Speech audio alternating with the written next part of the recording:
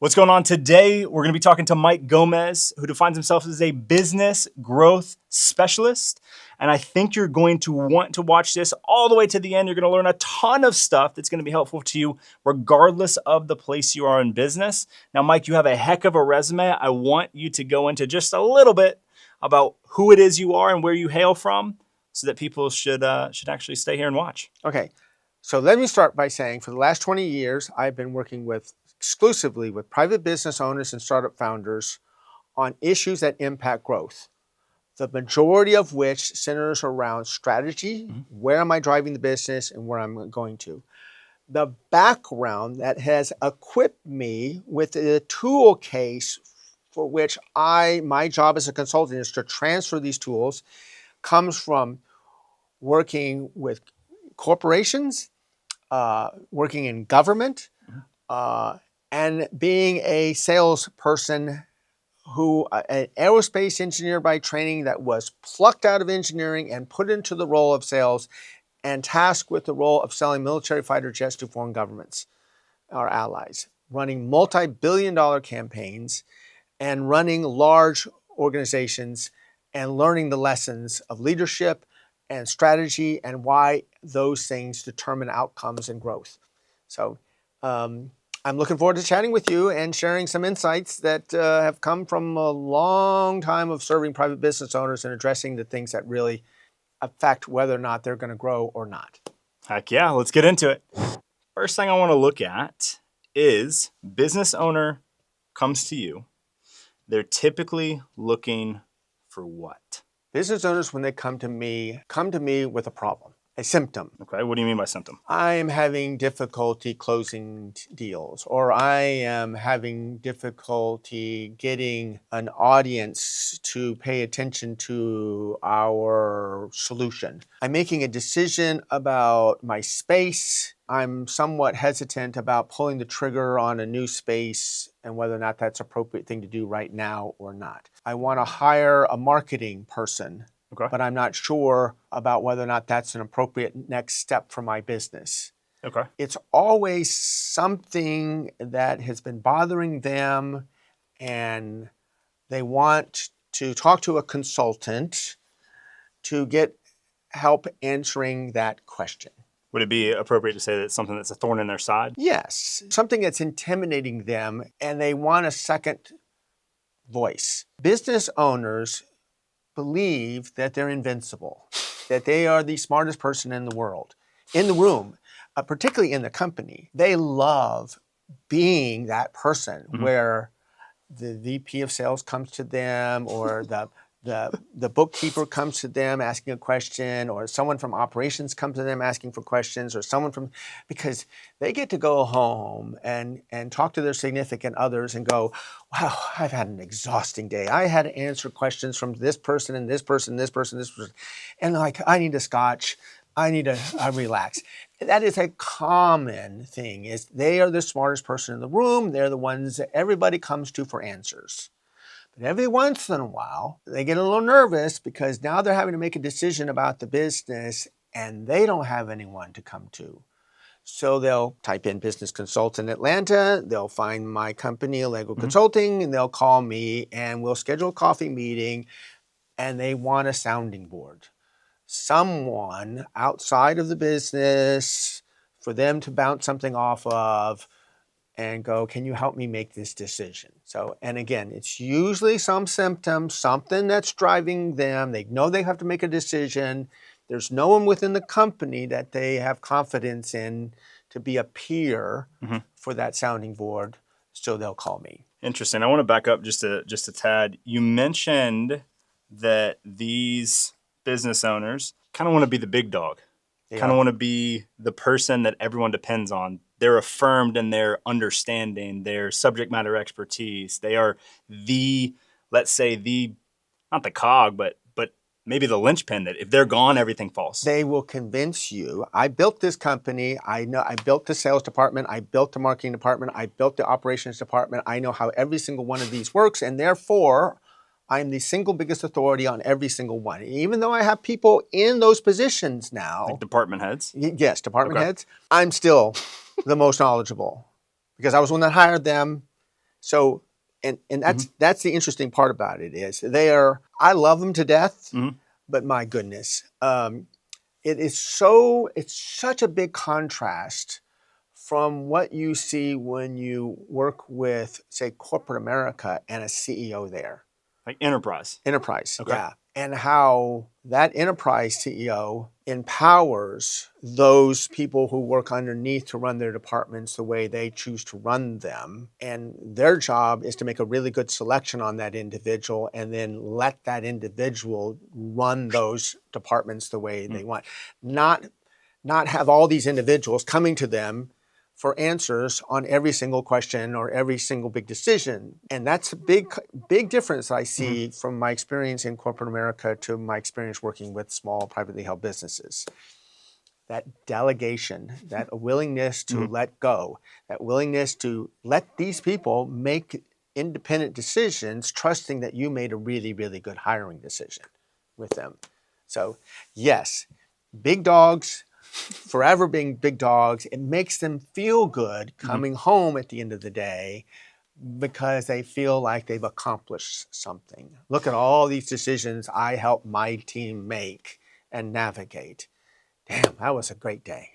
And almost taking credit for the outsized outcomes of everyone on the team. I don't know necessarily if that's the case, but what it means in reality is that every single day is a tactical day. In the weeds. Yeah, we made it through this day. We made it through this week. But no one, because every single day is a tactical day, no one is thinking long term. Okay. Where are we driving this business to? Has anyone in the organization spent any time thinking about that destination? So again, big contrast between enterprise and privately held business. Enterprise, there's not a single corporation out there in America, publicly traded corporation, that doesn't have a written strategic plan. That is the guiding light for where are we going. The number for privately held business, 8%. 8% have a written strategic and Plan. tactical. Written strategic plan.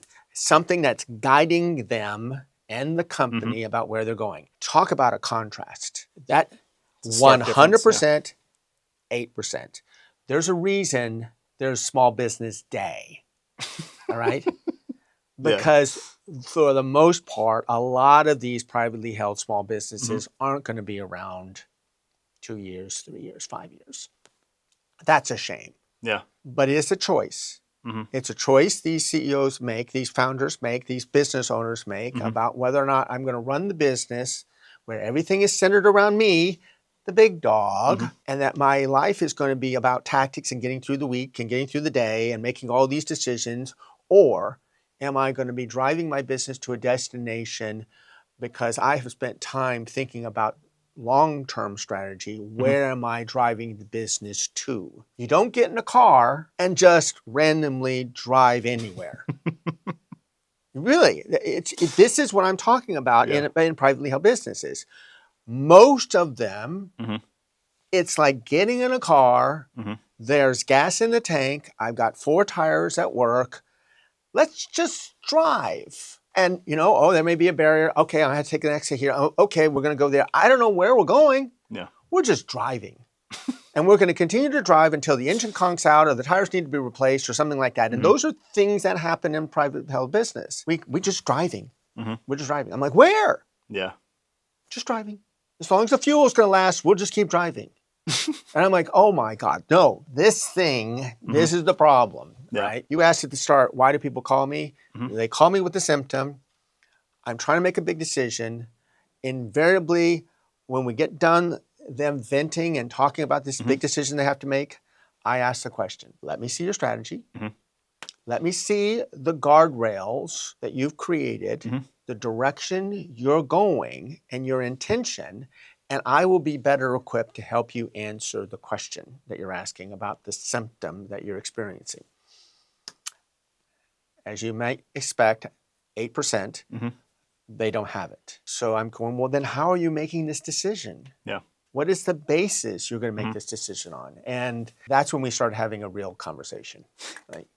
That's wild. 92% don't have. So in corporate, that's so crazy. In corporate, it's 100%. I'm curious on one other thing. Big Dog, is there a revenue number that this stops being more of an archetype where it's just in small business in general? This number, it's not necessarily small business. It's privately held businesses. Privately held. Yeah.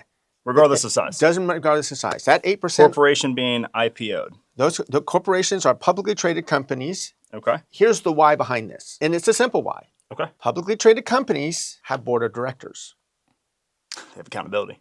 Board of directors, their job, their literally job description is to look out for the shareholders' interest. Make certain that the company is being led properly and led in a sound direction. That's their job. They are servants to the shareholders. They're the representatives of the shareholders to make sure the leadership of the company is conducting the business properly. Yep. So fundamental 101s in business, have a plan, execute the plan. Not a single publicly traded corporation will walk in and tell the board of directors, you know what? I've decided we're not going to have a plan. We're just going to wing it for the next couple of years. What do you guys think? Right? It's never happened. Yeah. They have to present every single year an updated 3-year, 5-year written strategic plan to the board of directors. The CEO has to stand up there. The board of directors' job is to pepper him with questions to challenge the validity of that direction. And then second, they're also tasked with assessing whether or not that CEO is capable of leading the company in the direction he's just stated. Not only is the plan the appropriate plan for the shareholders' interest, but then is the person that's presenting this the appropriate person to take this? To lead this company in that direction. That's their job. So now, that's corporate America. Yeah. Let's look at privately held business. Any board of directors? If there's a board in a startup, it's the founder and some random person. Hardly anyone. Okay. There is no, most privately held businesses, and I'm talking the wide spectrum of them out there. Most privately held Bigger businesses. revenue, small startup, what have you. You know, this audience right here, I bet you, I'm looking at you guys, you don't have a board. Yeah. So you get to run the business any old damn way you want. Yeah. No one's holding you accountable. No one's asking you, I want to see your strategic plan. I want to hear what it is. Yeah. And I'm going to challenge you on it. Nope. We don't have that. No one is assessing your ability to execute on it. So guess what? They don't. Because strategic planning is hard. Strategic planning is boring. Strategic planning is not worth my time. Strategic planning is going to handcuff me. I want to be agile. I want to be limble. Bullshit. But you want an explanation? 100%, 8%? That's the explanation. It's hard. Yeah. In corporate America, that strategic planning exercise is a pain in the ass. It's a hard, brutal exercise. It's usually facilitated in an offsite. There's usually a consultant like me that's facilitating the process. They look at everything from what's working, what's not, what the competitive landscape is, what is the external environment Internal data, external data. Everything. And then they come to a conclusion. All right, based on all of this information, what is a reasonable expectation for where we're leading the company and where the company should be and what it should look like 3 years or 5 years ahead of us, and then define it in measurable terms, right? So, and again, it's the guiding now that's the direction we're heading. Everybody in the company know where we're going? Yeah. That's where we're going. If I catch you heading in a different direction, you're going to feel my boot up your ass. I'm going to guide you back here. Yeah. This is the difference. Corporate America, 100%. Because they have to. They're not given a choice. The board of directors expect that. Because there's no board of directors here, privately held business owners get to choose whether or not they want to do that. They want to be led by a strategic plan. They want to undergo that exercise or not. And guess what? Most choose not to. Much easier. Much easier. And so that's what allows these symptoms. I'm struggling with making a really big decision. Well, the reason you're struggling to make this big decision is you have nothing to make the decision based off of. Do I hire this person? Well, where are you guiding the company? And does that person, and as an addition to your team, going to help you get there? Yeah. There's your, again, rationale. Do I move to a larger location? Well, where's your future state of your company going to be? And does that future state demand a bigger space? Yeah. Yes or no?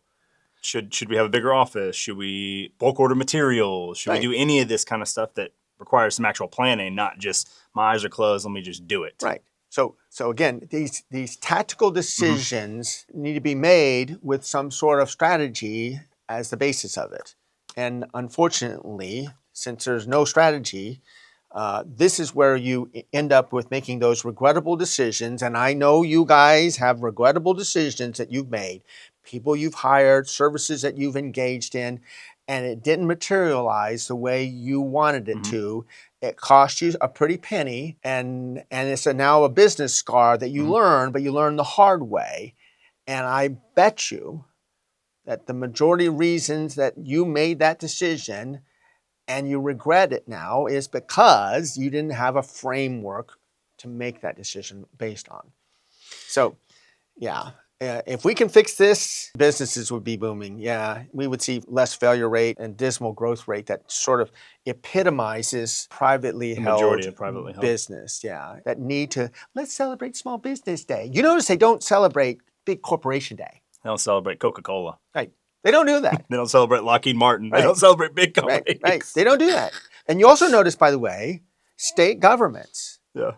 they don't offer tax incentives for free land for small business owners. They don't offer educational benefits to encourage the universities to teach more students so that the big corporations get the kind of talent that they're looking for. They don't do any of that. Yeah. For the privately held businesses, small businesses out there, because most of them aren't going to be around as a political force in the next couple of years.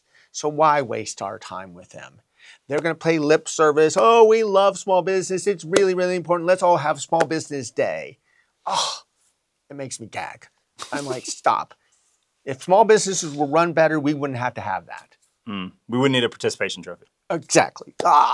Yes. It would just be your P&L, your growth rate, your strategic plan, you knocking those things off year over year would give you the success that you're looking for, and you wouldn't need a little flag to wave I don't around. need someone going, it's small business, let's all shop small business today. I'm like, please.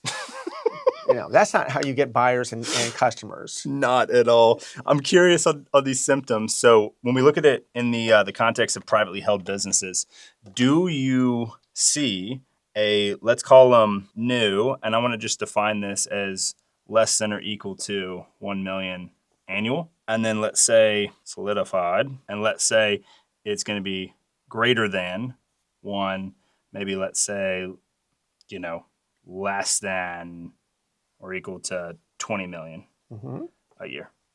Do you see these symptoms, these scars, these thorns massively different between these two segments? No, the same. I think Completely the same. The common characteristics, not so much the size. It is all about the owner, the CEO, and whether or not they're leading the company, whether it's young or old or more mature. They're leading the company following sound business practices. Yes or no? And again, people will come to me and go, well, I've gotten this far without a strategic plan, and so therefore I don't really need one, you see? And I'm like, it's a nice fallacy. Again, I've listened to all these arguments, and I'm like, but where could you have been? You've been winging it and gut instinct, and you managed to get this business to this far. Mil, 2 mil, 3 mil, 4 mil. What if you actually followed sound business rules and drove the business 100% toward a destination? You could be twice that much. And oh, by the way, how many bad turns have you taken in order to get to where you're at today? How many mistakes that were costly that you went through to get to this destination? Those are the things that they have revisionist history of, well, Mike, I didn't make any mistakes. Really? Well, what about that guy that you hired and then you had to fire because you hired him too early and you didn't have enough money to pay them and you had to tell him, I'm sorry, I got to let you go because I'm not. Yeah. I've heard them all. So I'm curious. Privately held, again, in this context, okay? I'm looking more for category. Not like, oh, I have this super special snowflake thing happen. Where are these things coming in? Are we looking at marketing? Are we looking at hires? bad hires, Okay. Bad hires. bad service engagements. All right. And by that, I mean they hired an outside marketing firm to quote unquote boost our business and increase our customer attraction, only to find out that the marketing firm took your money, gave you a new website, you have your picture next to your new website, you're really, really proud, or maybe you have a billboard up there and you're look at my billboard. But it absolutely did nothing to changing the number of customers or the clients or new sales. Okay, I've seen that happen a lot. Pretty common. Common. One of the most common? Or hires being more common? It's a toss-up between those two. Yeah. More detailed, smaller detailed things like what kind of service tools they purchased, thinking that it would help them in the execution of their business. More internal tech stack and things systems. like that. Yeah, I'm paying for this, and this, and finding out now that 3/4 of them aren't really moving the needle and helping our business grow. Is this more death by 1,000 cuts though? Yes. With that, like $50 here, $250 here, $5,000 a year here. That's probably a great segue into, let's cut to the chase and talk about, well, why do businesses fail? And we can, when you hear business owners talk about a failed business, they paint all kinds of different pictures. Oh, the market changed, or or we couldn't get leads, or whatever it is. They fail for one reason and one reason only: they ran out of money. That's it. You have to then ask the question: why did you run out of money? That's when you start digging into the tactical decisions that were made. And here's the fascinating part: I can sit and do a post-mortem on this. We ran out of money. And we can go back and look at, well, where was money spent? I went to this conference. I attended this convention. I spent money with a display at this particular thing. I paid for this outside marketing firm. I used and bought these tools. And as you said, death by 1,000 cuts? Yes. And what I have found in every one of these post-mortems is that at that moment in time, when that decision to purchase that item or attend that conference, everybody in the company was convinced that was the right decision to make. 100%. Oh, no, we need to go. Oh, absolutely. 100. Oh, yeah, it's going to cost us a lot. Oh, that's okay, but it's going to be worth it. Here's My God. Beep, beep, beep, beep, beep. Yeah. But then, I look at, well, what did you make that decision based off of? Where was your strategy? Where was your strategic plan? Was that the foundation from which these decisions, very important tactical decisions were made?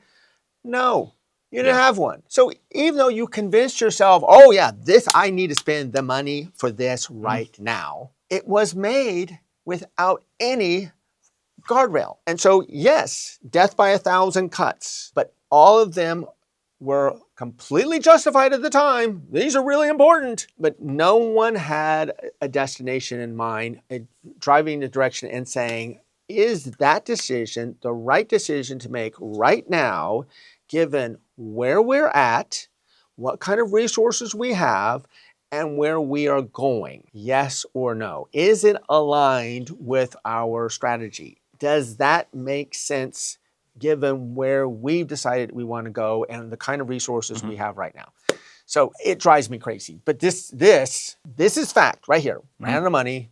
Now the question is why? So if we back up just slightly, and let's assume that everyone watching this right now does not have a strategic plan, okay? If they ran out of money, they did not base their decisions off of a strategic plan, what are the handful of things that you see them base decisions on? Is it big dog syndrome? Is it someone in their company? Is it someone external? What are they doing when they run out of money that they're basing the decision to use the wrong service provider, to build the tech stack, to have all of the things that we were looking at in the last slide. What is that based on, if not strategic plan? Gut instinct and feel. Of who? The owner. Typically only the owner? Typically only the owner. Typically it is the owner. Yes, he may get some input from some of his team. Oh, we need to buy this from the head of sales guy because I need that tool in order to help me. I actually saw that happening once where the new salesperson came in who was going to take over the sales department and said, well, the only way I can do my job is with these tools because that's what he was used to. I need familiarity. I need HubSpot. I need this. I need this. And I'm looking at it going, those tools are so damn robust and not appropriate for a company of this size. But that sales guy convinced the owner that that's an absolutely essential ingredient and I know it will help us tenfold make sales. And it didn't. Yeah. They will base it on talking to other owners of businesses. What are you guys using? Other people that also have scars.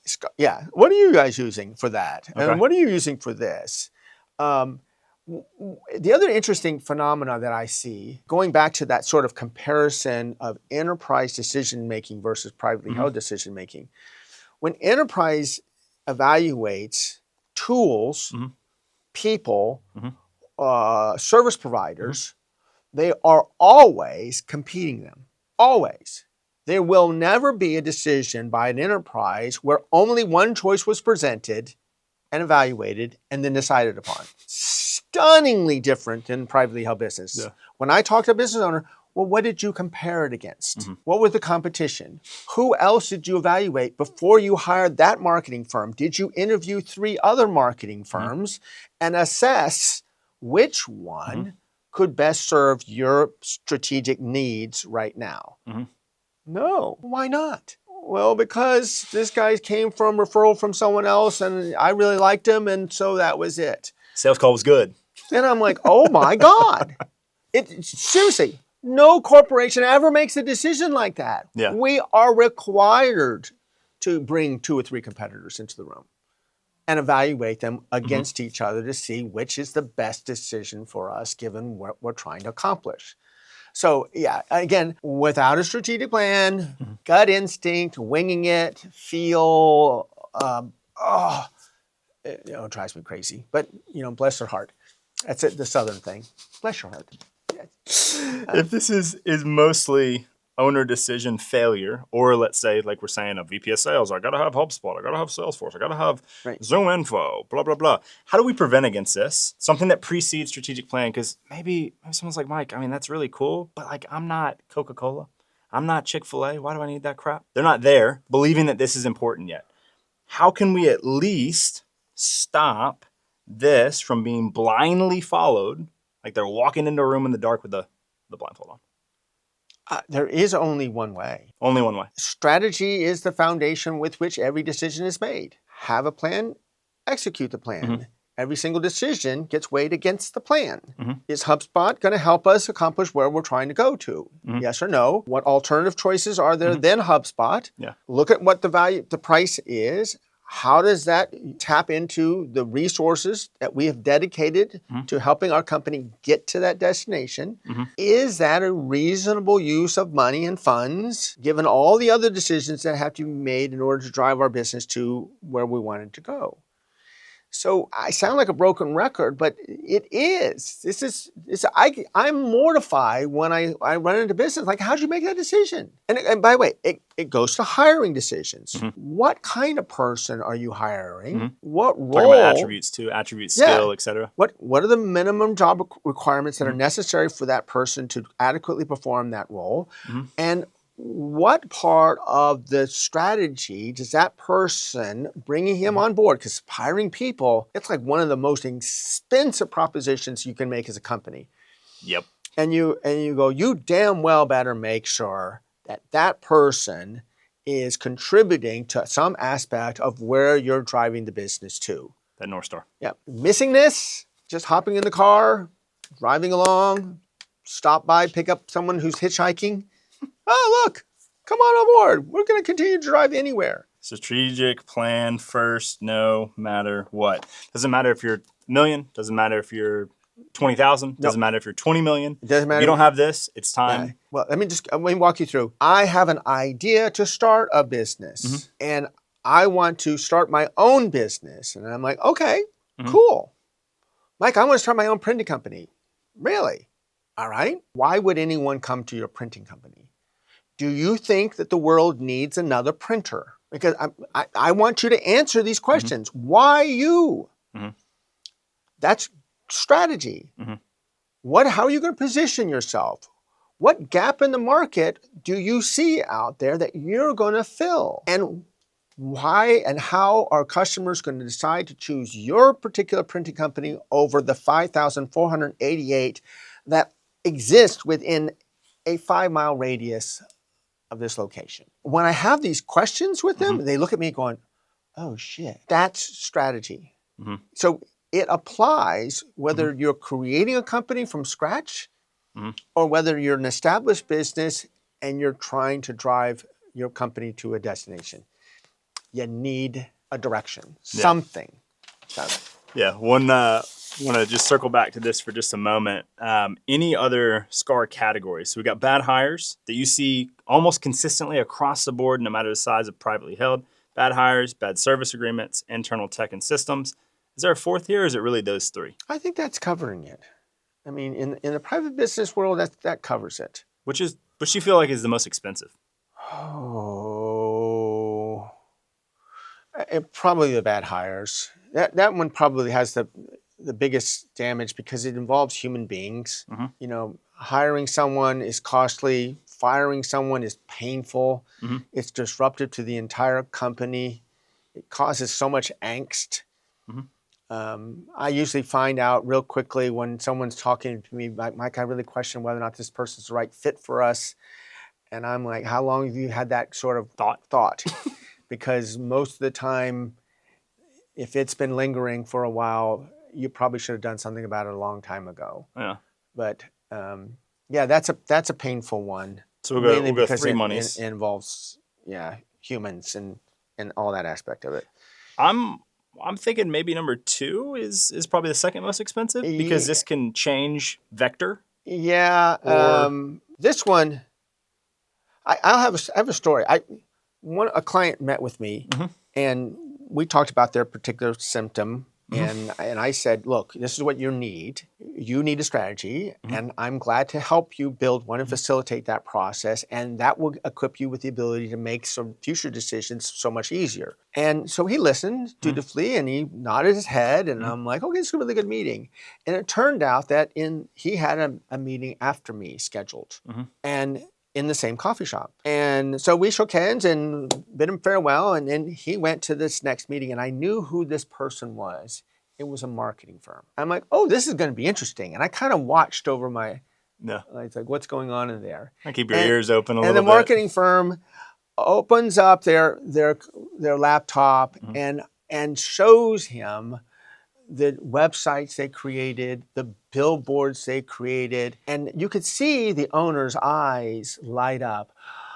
Oh, and he literally took his hands and goes, wow, you can do this for me? And a marketing firm convinced him to spend $10,000 to do a rebrand because that was going to solve all of his problems. Oh, you need a rebranding. You need an update, a fresh thing to do it. And that will cause all kinds of customers come knocking on your door. They're going to like your new icon, so they're going to come running. Your new icon, all your billboards and your commercials, whatever it is. Yeah. But it was like, oh, wow. And eyes were big. And I'm like, okay, well, I'm selling strategy, yawn.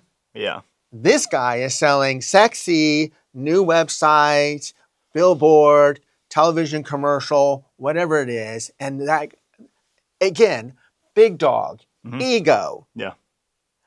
Oh my God, my face is going to be on a billboard. That's going to be so awesome. And that's where they spent the money. 5 years later, he calls me again. And I go, I remember when we first met. You went with the marketing guy. How much money did you spend? It was $10,000. What was that? It was $10,000. It was $10,000. And how'd that do? It didn't do anything. Hmm. I'm like, I bet you got a lot of pictures of you with the billboard behind you, you with your new logo, you with the things. It was the best feeling you ever had. Look at the new, you got warm fresh brand, and you were like, wow, this is amazing. Yeah.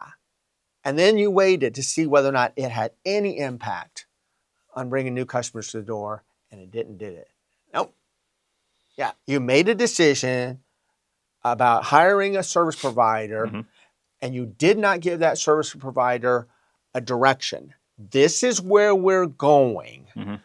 We have defined our future state. I am hiring you to help us move our business to that destination, not just any destination. Not the destination you want me to have. Right. This one. This one. Yeah. And that's what marketing firms are supposed to do.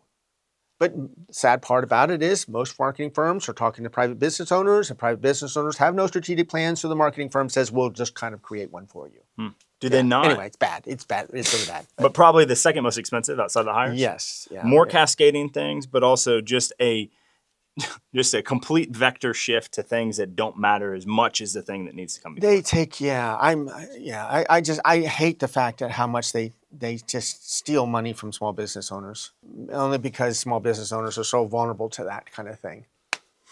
And they're vulnerable because they, again, unlike corporate America, they've got there's no guardrails. Now, is that, so the concept of having board of directors, right? So having, let's say, CEO, having a board of directors, like we'll say this is IPO side, this is private, is the ability for both of these things or any of the three of these things to happen.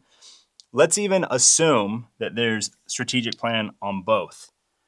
I would have to guess that all three of these happen a heck of a lot more here than here, even with strategic plan on both sides, no? No. Really? They don't happen with strategic plan. At all? You might make a mistake or hold on to a hire longer than maybe you should have in both of these. Mm-hmm. The likelihood of making a really bad hire is so much less. I tell people this, a strategic plan doesn't guarantee anything. Fair. What I do is I eliminate 80% of the dumbass decisions that would have been made without it. Now, you can still make 20% dumbass decisions that aren't aligned with the strategic plan, even though the strategic plan is right in front of you, and you go, oh, that's okay, I'm going to make a decision regardless. And that happens in both of these. That's how CEOs get fired. Okay? And that's how you miss earning calls. That's how you miss earning calls. That's how you miss growth rate. Yeah. Like, you're like, whoa. Okay, but so retention goes the wrong way. So this is not a guarantee. Strategic plan doesn't guarantee success. Damn it, it sure eliminates a whole lot of mistakes. But an 80%, anywhere even close to 50+% reduction in decisions like this costing you stuff could be the difference between you staying in business and you going out year one. Remember, where is it? Why do businesses go out of business? Yeah. Where is it? There it is. Yeah. That is. Yeah. So again, we eliminate 80% of the reasons we spend money on dumbass things that aren't based on the foundation, and we end up running out of money. I know the audience is like, they're gagging. The idea of a strategic plan is not fun. But Mike, they're roofers. Why do they need a strategic plan? I know. And you go, Mike, how complicated can roofing business be? Well, like, you're not a roofer. How do you know? Yeah. I'm like, yep, you're a privately held business. So one of my motto for my company and what I try to preach to my founders and my private business owners is growth is everything. And I don't mean that you have an obligation as a private business owner to turn your $100 million or $10 million company into a $1 billion company. That may not be what you want. Yeah.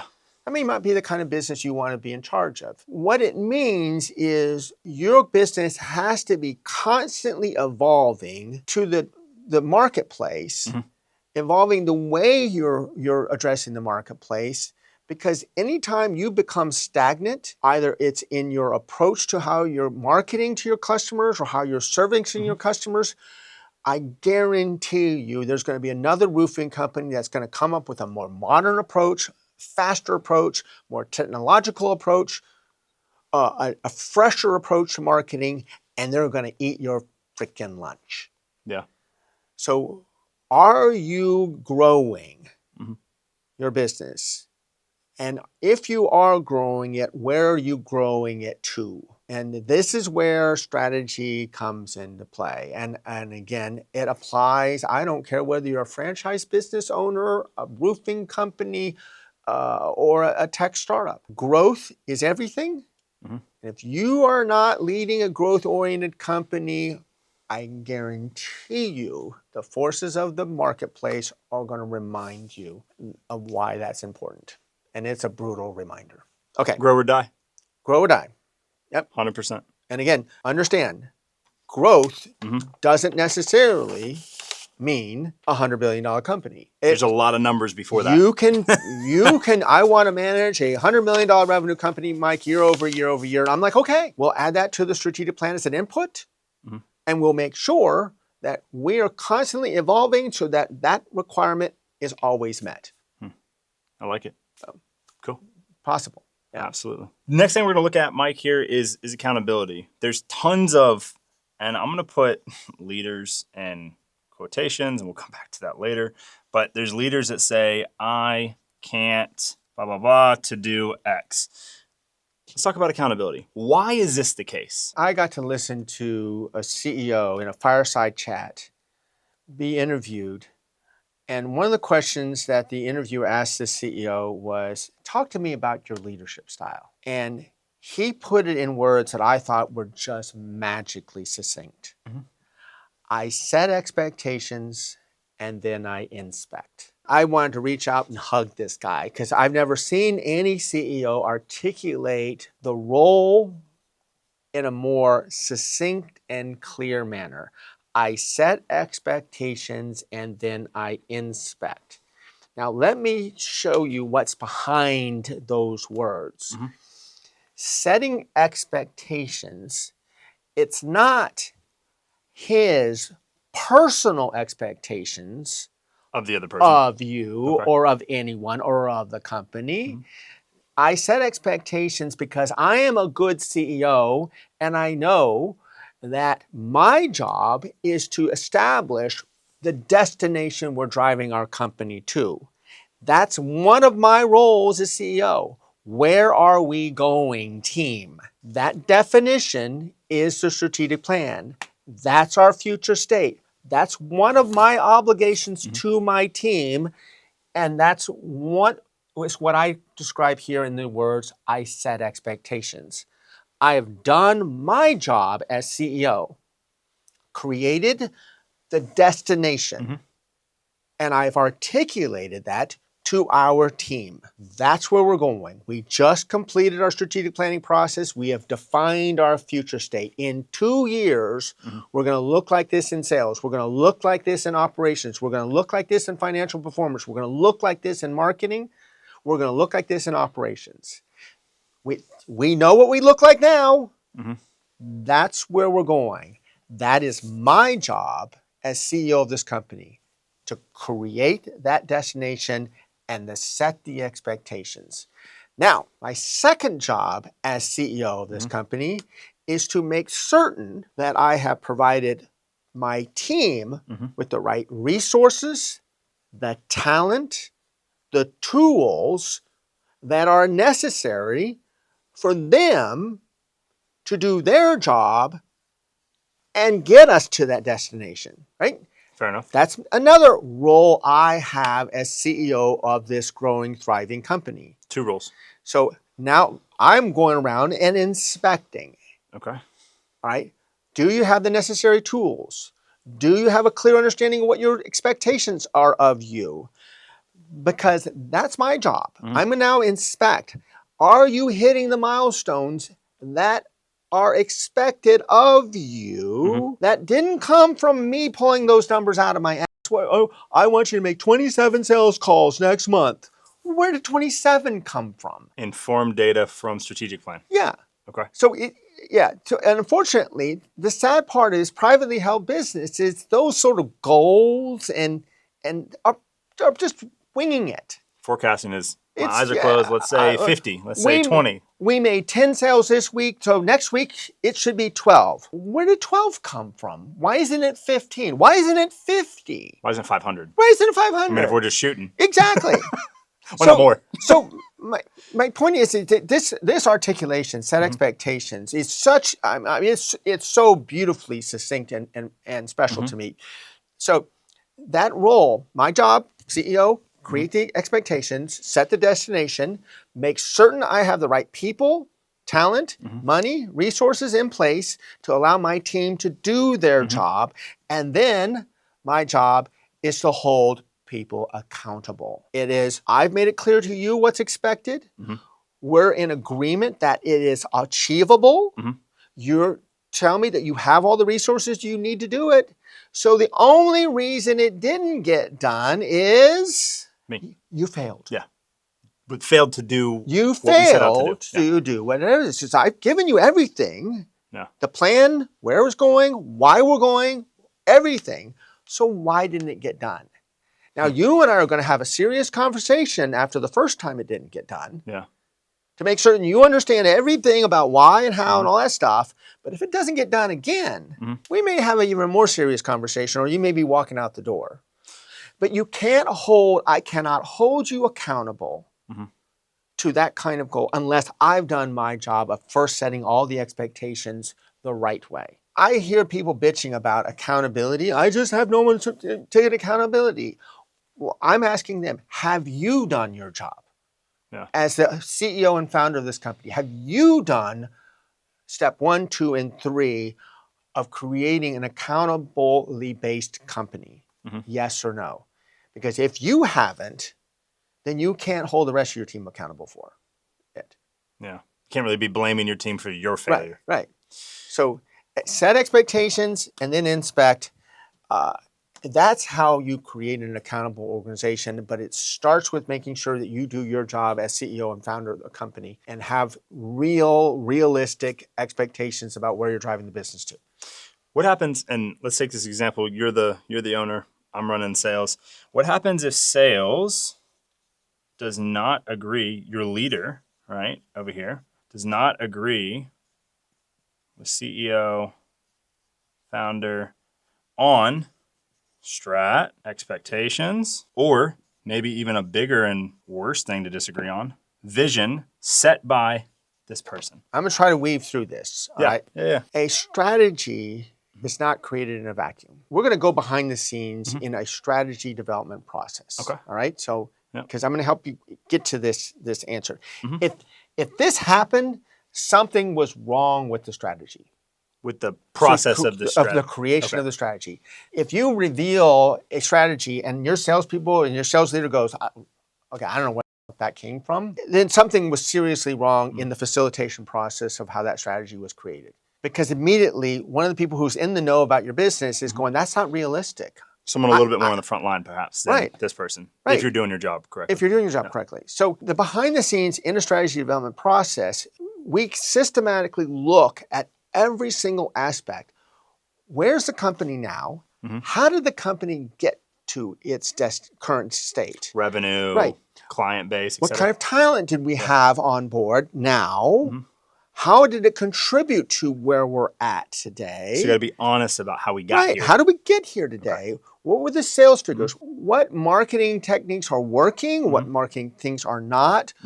Who are the ideal customers that we find that we can serve better than some other ones? What is our current mix of customers? If we have a different variety of commercial, residential, insurance, things like that, does that match? Is that what we want our future state to be? So you have to take a very honest assessment of current state and how you got here and what resources you have in order to project what is possible for a future state. So it must that be can't history informed. History informed. I can't have a graph that says, let me show you that. Okay, this is current state, right? And we go current state, and we got to this, all right? So we got that far, all right? And we know exactly what took place here in order to get us to that. What resources, what money, the growth rate, the hires, increasing what sales, and all happened. that stuff. And if your strategic plan says this, then I would be going ape shit. Like, where did that come from? Yeah, all of a sudden we do this plan and now we expect us to be Right. on another page. And by the Crazy way, different. so this happens a lot Mhm. with private business owners who, quote unquote, I'm going to do my own strategic plan, and they sit and they close the door and they do their own strategic plan and they do this. Mhm. And I'm like, where did that come from? Yeah. Well, I'm just going to step on the gas. I'm like, I don't even know what that means. Me as CEO, Right. founder, I'm going to just step on the gas and these people. Are going to have to figure out how to make that Yeah, happen. right on. So I'm serious. This is when you have this A little bit of friction. disconnect. Uh-huh. I know this is a long-winded way of answering your question. No, but I like it. I think it's helpful context. This doesn't happen if the process was done properly. And this is why, if you're going to be doing a strategic planning exercise and you're looking for a facilitator, that facilitator's job is to make sure that the CEO of the process, you're not drinking your own bathwater and creating this future state. It's like wildly optimistic. No industry forces can do anything to us. We're just going to destroy. It's just silly, all right? And again, it's the facilitator's job to go, I'm sorry, Mr. CEO, that's cute. It's not possible. Yeah. And you cannot create a... Given your current resources, your current spend, your current efficiency, like how? Right. So anyway, that's how you avoid this kind of crap. Right. Now, question for you. When this does happen, let's say you've done this incorrectly, you don't have a facilitator, you get here, your roofing sales manager that runs a team of 12 disagrees here. They're like, no, we're going to be there. Does this typically in private business then create maybe this person as a new business owner? Well, actually, here's what really happens most of the time. And again, let's I'm going to move it out of necessarily the roofing industry and call it just collectively private businesses themselves. Sales leader. Goes home, sits down with the spouse and goes, well, we're going to need to be looking for a new job soon. My CEO just came out of doing a strategic plan and just says, we're going to grow 288%, and he's putting that all on my shoulders. It's not realistic. I'll continue to do what I do. We're going to underperform. We'll see what happens. Then this sort of toxic environment is created. Reserved to we're going to miss CEOs, it. Yeah, exactly. A milestone comes up. The CEO gets angry at the VP. The VP goes, you create that thing on your own. I don't know where it came from. I'm doing the best I can with the resources you've given me. And ultimately, it leads to someone being fired or him recognizing that he created a useless document. Yeah. And now they're all going to just pretend like the document didn't exist and everything's going to go back to the way it was. What it was before the strategic plan that should inform everything. Yeah, exactly. And so then we get more of the scars that we've had previously. Exactly. And we go round and round and round. Yeah, it's bad. But working in an environment like this is toxic. It toxic really is. Just to these, or toxic to everyone? Everybody. The whole organization. The whole organization is. Why not just the department? No, because we have a crazy CEO who has unrealistic expectations of the rest of the team. We all know we're not going to be able to perform to it. So we're going to have to deal with the wrath of a very angry CEO every single day. We're essentially just going to take our licks when we know that we're going to miss this by a massive amount. Right. It's when that day comes, we know hey, it's all of our depending butts. on what his personality is or her personality is, it's going to be anger or I'm going to throw incentives or I'm going to throw the book at you or I'm going to put you on a better whatever it is. Yeah. It's bad. This is a really bad environment to work in. Really, How often really do bad. you see this?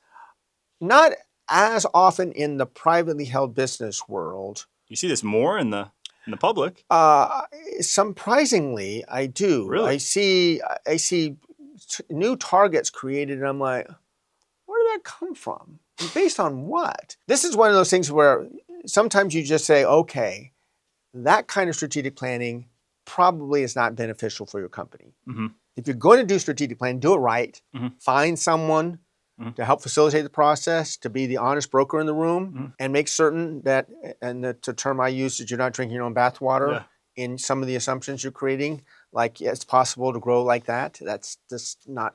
Just all of a sudden, you're going to have that efficiency. You're going to not only be bigger, but you're going to be more efficient at bigger with way more money. Yeah, it's just silly. So having a bad strategic plan, that really makes for a difficult life. Interesting. So you would say this doesn't necessarily create another CEO. This creates this person probably going to work for another person somewhere else in the same role, and then trying to do something eventually, similar. this toxic environment gets to the point where neither of them want to work with each other. He doesn't respect him anymore because he has unrealistic expectations, and he thinks this person's incompetent because he can't do this new big target that he came up with. target that he just invented out of the sky. Is this new big target drinking your own bathwater from big dog syndrome that we were talking Yes. about? Is there anything else that informs that other than just ego? It's just ego. They would go, well, company XYZ is achieving that, so therefore Take I should Uber out of nowhere, or I someone, should be able to do someone that. massive, OpenAI. And I'm like, no, wait a second. We have two apples and oranges here. So yeah. Interesting. But anyway, this thing, I hear this all the time. I can't get my team to hit the targets that I'm asking them to hit. They won't follow process. They won't do like any of that kind of stuff. No, they're not hitting the targets. And I'm like, well, how were the targets created? And that's the beginning. Remember, they approached me with symptoms, Yep. and then my job as a doctor is to go, is that a symptom of a bigger problem? And 9 times out of 10, it is. Yeah, you start probing and clarifying. And I'm like, whoa, whoa! I see now why they're not hitting their targets, because you haven't done your job setting the expectations in a clear manner. So, anything else that is not in the 3 buckets of those scars, the categories, or with accountability that people don't know coming to you that we haven't covered, that would be helpful for anyone watching this to be like, that sounds like me. Okay, let's talk about marketing. Nice hot button. Hot button.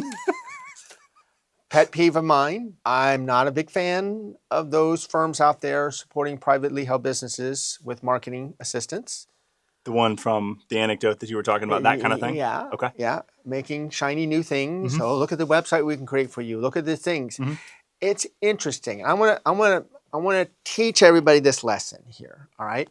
Marketing firms are creative firms. Their job is to take ideally, your strategic direction, your deep understanding of the customers that you're targeting, the mix of customers that you have decided is the ideal mix.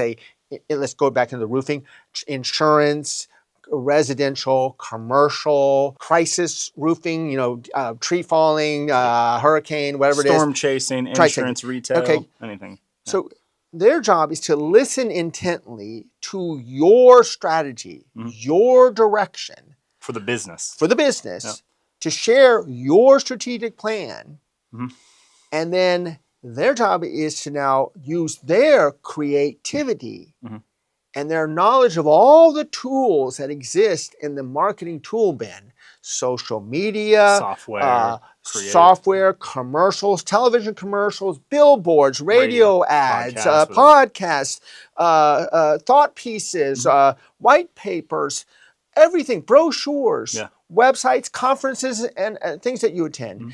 And those are all tools in the arsenal of a marketing person's tool case. But they're hired because of their creativity, the ability to use creative methods to attract the kind of clients and to achieve what you have defined as the future state of where you want the company to grow to. Using your evaluation criteria. Now, but here's what happens. Yeah. These marketing firms come in and they're going, all right, tell us about where you're going and where you're going to. Your response, because you don't have a strategic plan, is, I just want you to help us get more customers. Which now means that you have just tossed onto these creatives a task for them figuring out now where to drive your business to. You're not doing it. You've given them the job. Yeah. And I can't tell you how many marketing firms have been so frustrated because they walk into an owner, I don't know, I just want more customers. Help us get more customers. Not what kind of customers, Yeah. not what mix of customers, not what kind of revenue stream, none of that. Just get us more customers.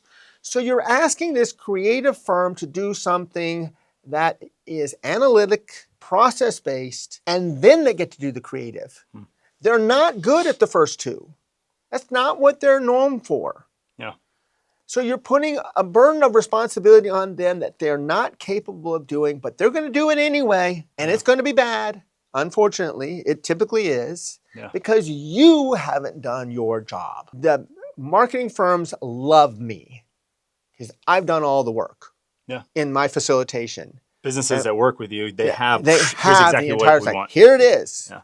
Guys, now your job is to take this information and apply your creativity and decide which of the plethora of tools that are out there that can be utilized to help move our company in the direction we have actually identified. But marketing firms will never tell you, oh no, you're not ready for us. You need to do a strategic plan first and then call us. No, Well, we'll do it. We'll figure it out. Don't worry.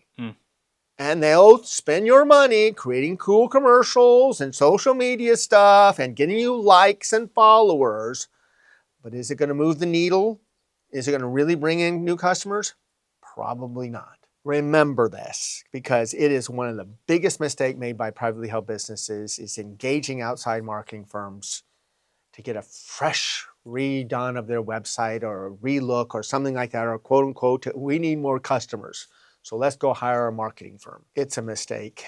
You're going to burn them a lot of money and you're not going to like the results. And I know this podcast is going to go out and I'm going to get like 1,000 angry marketing firms. Mike, that's not us. We're different. Bullshit. When I ask a marketing firm, show me the process you take customers through in order to create a strategic plan and a direction, and it's a joke. Quick, abbreviated, because they want to get to the thing they like to do the most, and that's the creativity part. And the thing that they can financially, right, benefit from. They can monetize to go ahead and get stuff moving. Look at these podcasts we created for you. Look at this commercial. Look at the billboard we created for you. Give me a bill. Here's the bill. Here's the bill. Hey, we now have to do this and this, and now we got to do this and this, and continue. So one of the things that I talk about when I talk about the 6 essential elements to long-term sustained growth, and accountability is one, a robust but focused marketing is another one. But this can't happen unless you have, and by the way, one of the other 6 essential ones is having that strategic plan, that strategy, that direction. Again, so those are 3 of those 6 absolute minimum requirements if you want a growing, thriving business. Next thing we're going to look at here is the characteristics: CEO, owner, founder, etc. Cool? Okay. Let's talk about this. I love this subject because when I meet with a private business owner, one of the first things that I do is I address them as if they're CEO. Most of them don't see themselves as CEO. They see the word CEO and they attach it to the head of AT&T or the head of Home Depot or the head of Coca-Cola. But they don't see themselves as that. Okay. They don't call themselves that, but they are. And one of the things that the characteristics that I try to create in my clients, that's my future state for them, is to be able to carry themselves like a CEO of AT&T. Like a CEO of Coca-Cola. Should be absolutely no reason at all that each one of you, owners of your own privately held business, should be able to sit at a table with the CEO of Coca-Cola or the CEO of Home Depot and not be intimidated, not slouch, not cower, not look up in praise, but to stand with straight back and talk about your business in the exact same language they talk about their business. Where am I driving my business to? What is the external environment that's most impacting my business?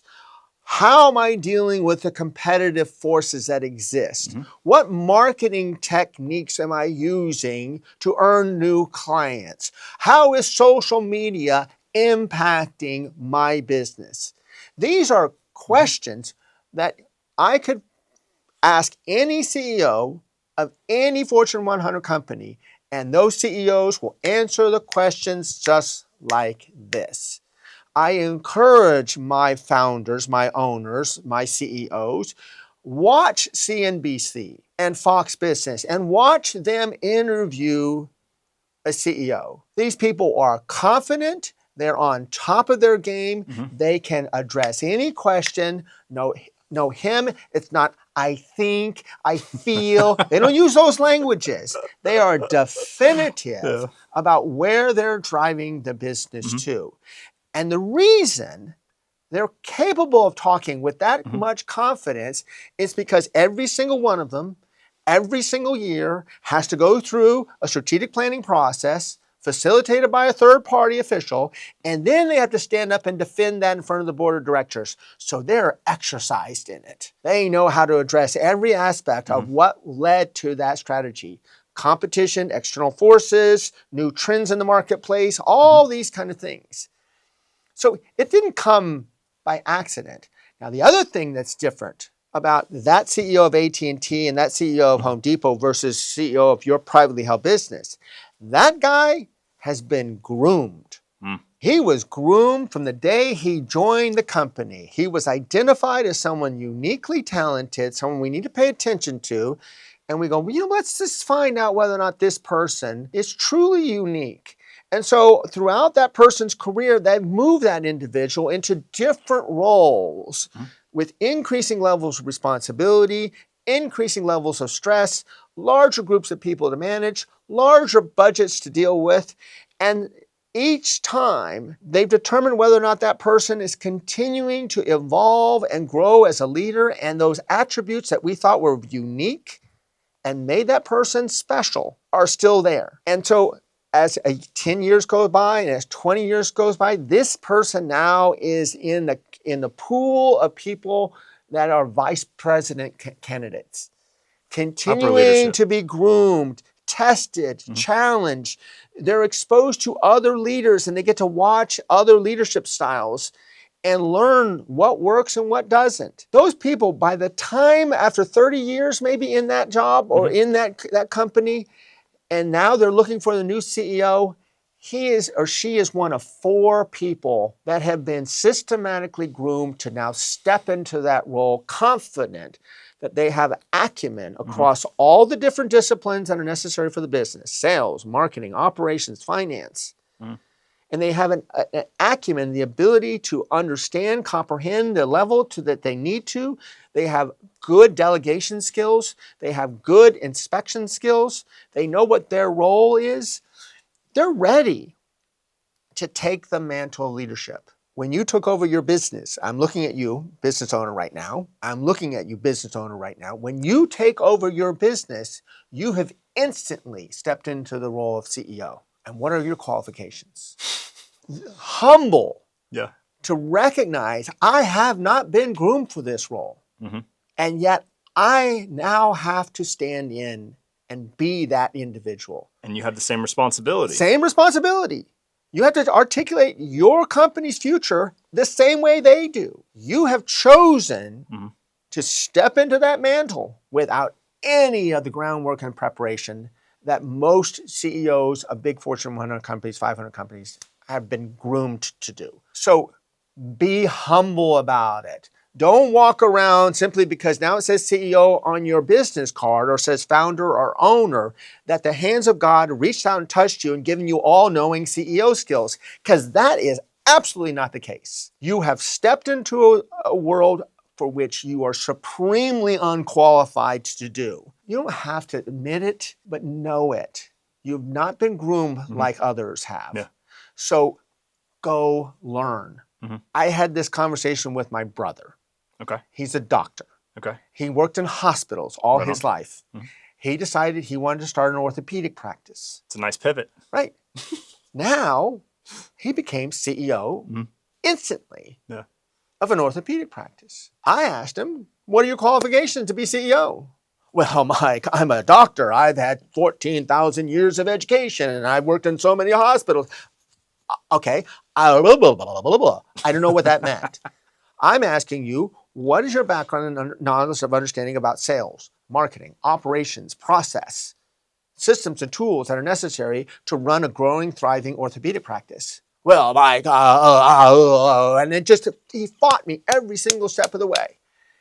Now, it's brothers. I'm his younger brother. I was probably a little hard on him. You can be with blood. But guess what? 3 months later, he enrolled in Auburn's executive MBA program. He didn't admit it to me. I had to hear about that from my dad. But at least I got through to him. He recognized that the priority, and this is what I told him, your priority, now that you've started an orthopedic practice, is not to be a good surgeon, not to be a good orthopedic doctor. Probably not going to do that anymore at all. No, you are going to still do it. It's crucial, but your number one priority is to be a good CEO of a thriving practice, because if you don't have a good practice, you will not be able to do surgery. Now you have a new priority, and that's being a good CEO. So those of you in this roofing industry who have left one company and decided, I'm going to start my own, what qualifications do you have to be the CEO of a growing, thriving business?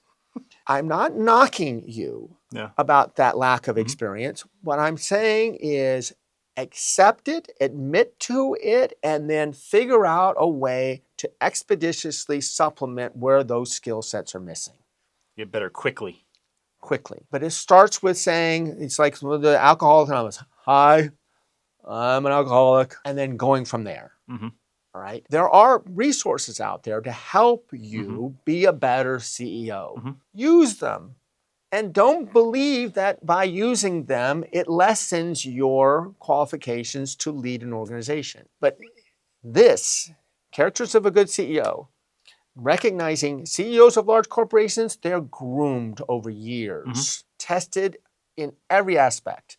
Their personality, their ability to manage multiple things at the same time, keep all the balls flying and not letting anyone drop, interpersonal experience, motivating people, being an inspiration, a visionary person about where they're driving the business to.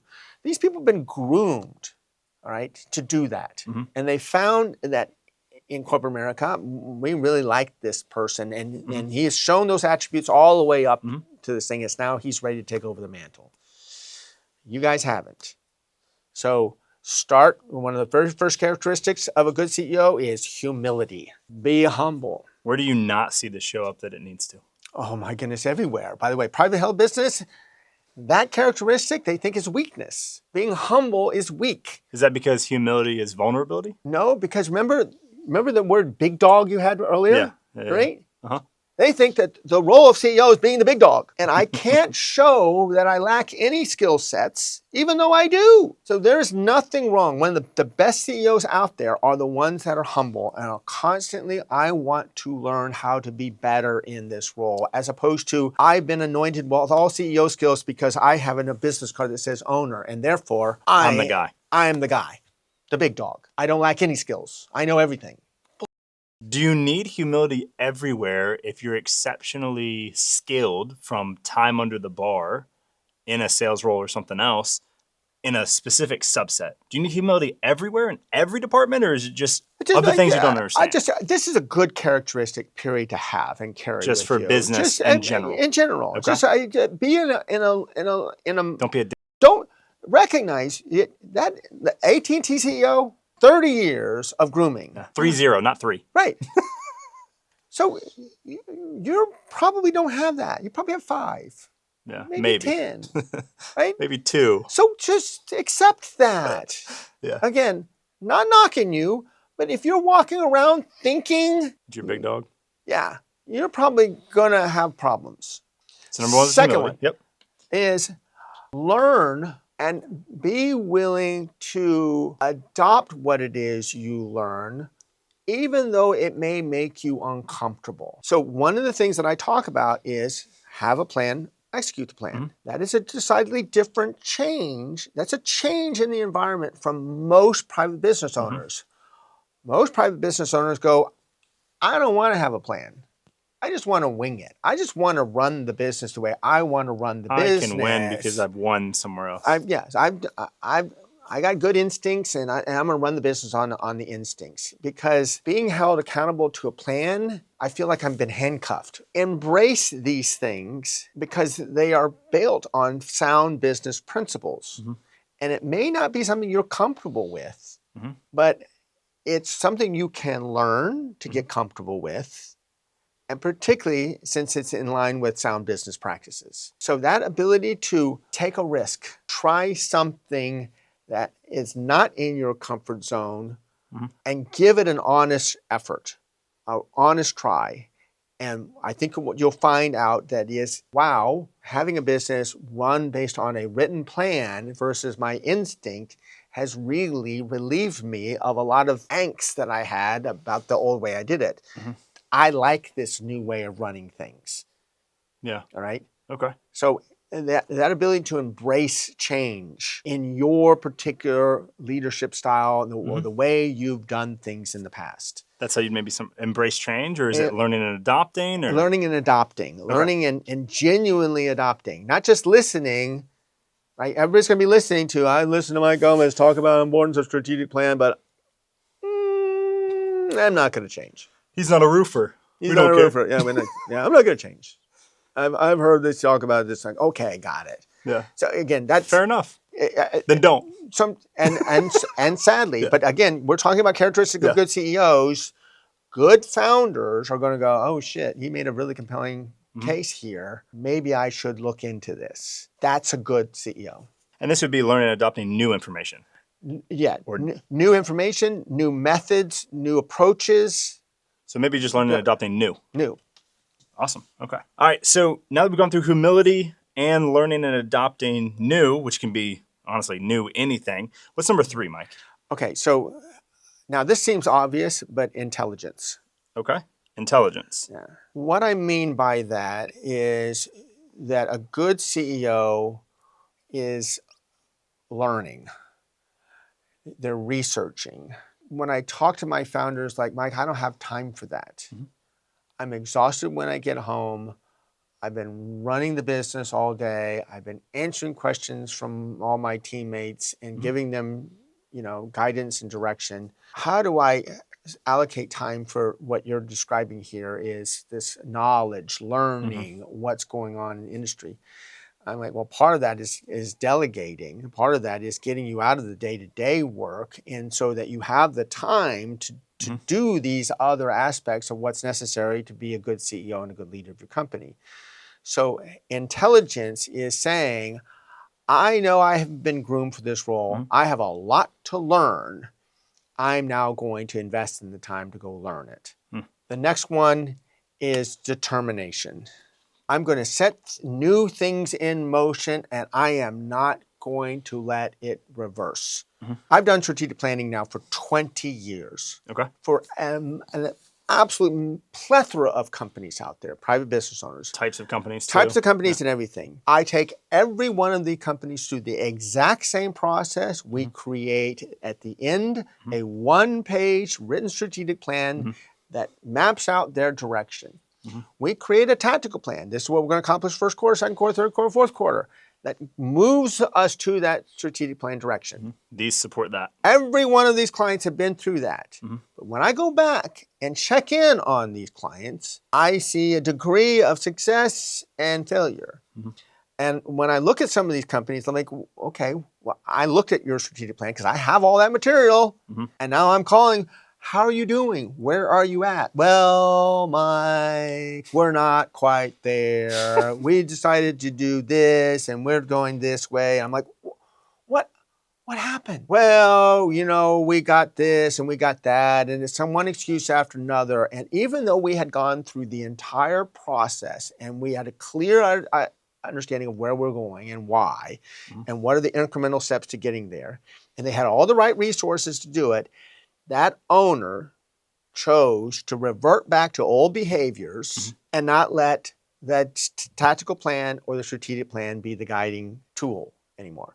He went back to the place he loved the most, winging it, not being held accountable, not worrying about being held to a measurable standard. He was not determined to move the company into a new direction for how we're going to be run, how we're going to grow. So the determination to say, that's the new direction, it's based on sound business principles, we're not reverting back to that old way we used to operate, is critical. If you're going to be a good CEO, I need to see that you are determined to drive the business and to be yourself a different CEO than the one you have before meeting me. I want to change. I want to be able to sit at the table with the head of AT&T and Home Depot and talk about my business with the boldness and confidence that they're talking about theirs. No cowardice, no looking down, no worried about how you're going to answer something. That comes from an absolute determination of, I'm going to change the way I run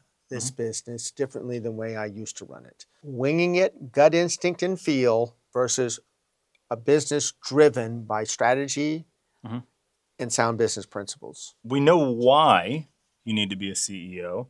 We know why you need to be a good CEO.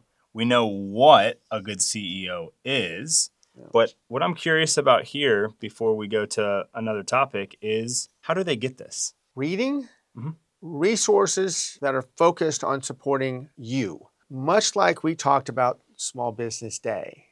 And the fact that we have to have these small business days in order to encourage our community to go shop small business, when really, do we really need a day in order to get customers? Are we that bad as businesses that we need commercials to tell people shop Small Business Day?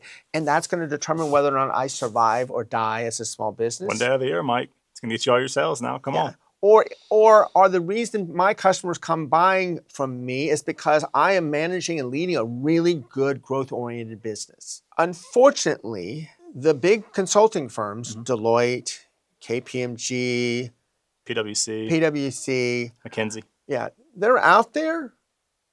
They do this. BCG. They help CEOs be better CEOs. They help companies address the issues that impact generate a lot growth. Of revenue doing that too. And they generate revenue. But they cater their services to the large enterprise companies. I'm sharing this with our listeners for this reason. It is quite common for large corporations to seek outside expert help to compensate for where it is they lack that talent and resources. It is a regular practice. We don't have that kind of expertise. Go find an outside consulting firm, and we will speedily get that expertise through that individual. Pay down ignorance tax, shorten the time to get it, and just crank. But when you contrast that against private business owners and their willingness to go out and seek that outside expertise in order to shorten their time to get to this level of capability, which unfortunately means that the number of people who are playing in this sandbox is somewhat limited. That are capable and competent to help you. That are capable and competent of helping you, yes. Okay. As a consultant or coach. They exist. You got to do a little digging to find those kind of people and make sure you're finding the right kind of people, process-driven people. It is I'm being brutally honest with you. I've been doing this for 20 years, right? So I've been playing in this sandbox. I've committed to this sandbox for a long time, despite the fact that this sandbox is a difficult one to play in because it is just not common by private business owners to engage outside consultants. It's just not. No. And I'm usually, in the 20 years, the very first consultant private business owner has ever engaged. But I want to share with you, big corporations do this practice all the time. They recognize I can either build it internally and it will take years, or bring it from the outside and shorten that learning curve and get the impact and results rapidly. Which is better? Well, definitely the consulting route. Okay. Even if you're cash flow constrained? Well, again, you're going to have to, this is where your job is to make sure you keep your business alive. In business, not running out of money. Yeah, don't run out of money, all right? So I understand, but you also have to make a decision. Well, is that a worthy investment? And then what am I going to get for that investment? Like anything, you got to make these decisions. This is the tough part about being a CEO and a founder and an owner of a company. But what I'm suggesting is there is a how to this. Mhm. The resources are out there. Mhm. Get on the Google machine, type in keywords and see what's out there. The cool part about it is with the technology we have, you're not restricted to resources that are in your town or community. You can find them anywhere. We've got tools now to communicate anywhere in the world.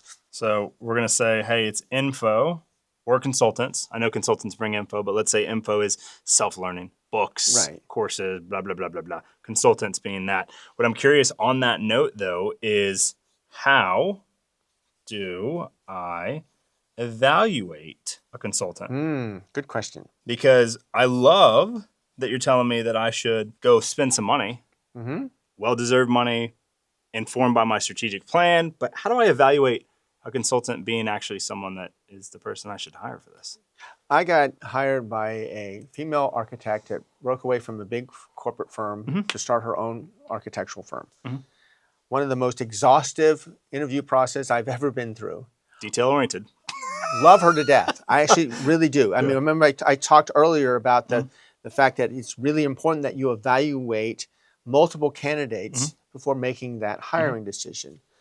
And one of the things that she was wrestling with is I have two really highly qualified candidates and I'm having a difficult time trying to pick one or the other. This is personal. What you have to figure out is the dynamics of working with this individual going to be someone I can truly work with? I respect them.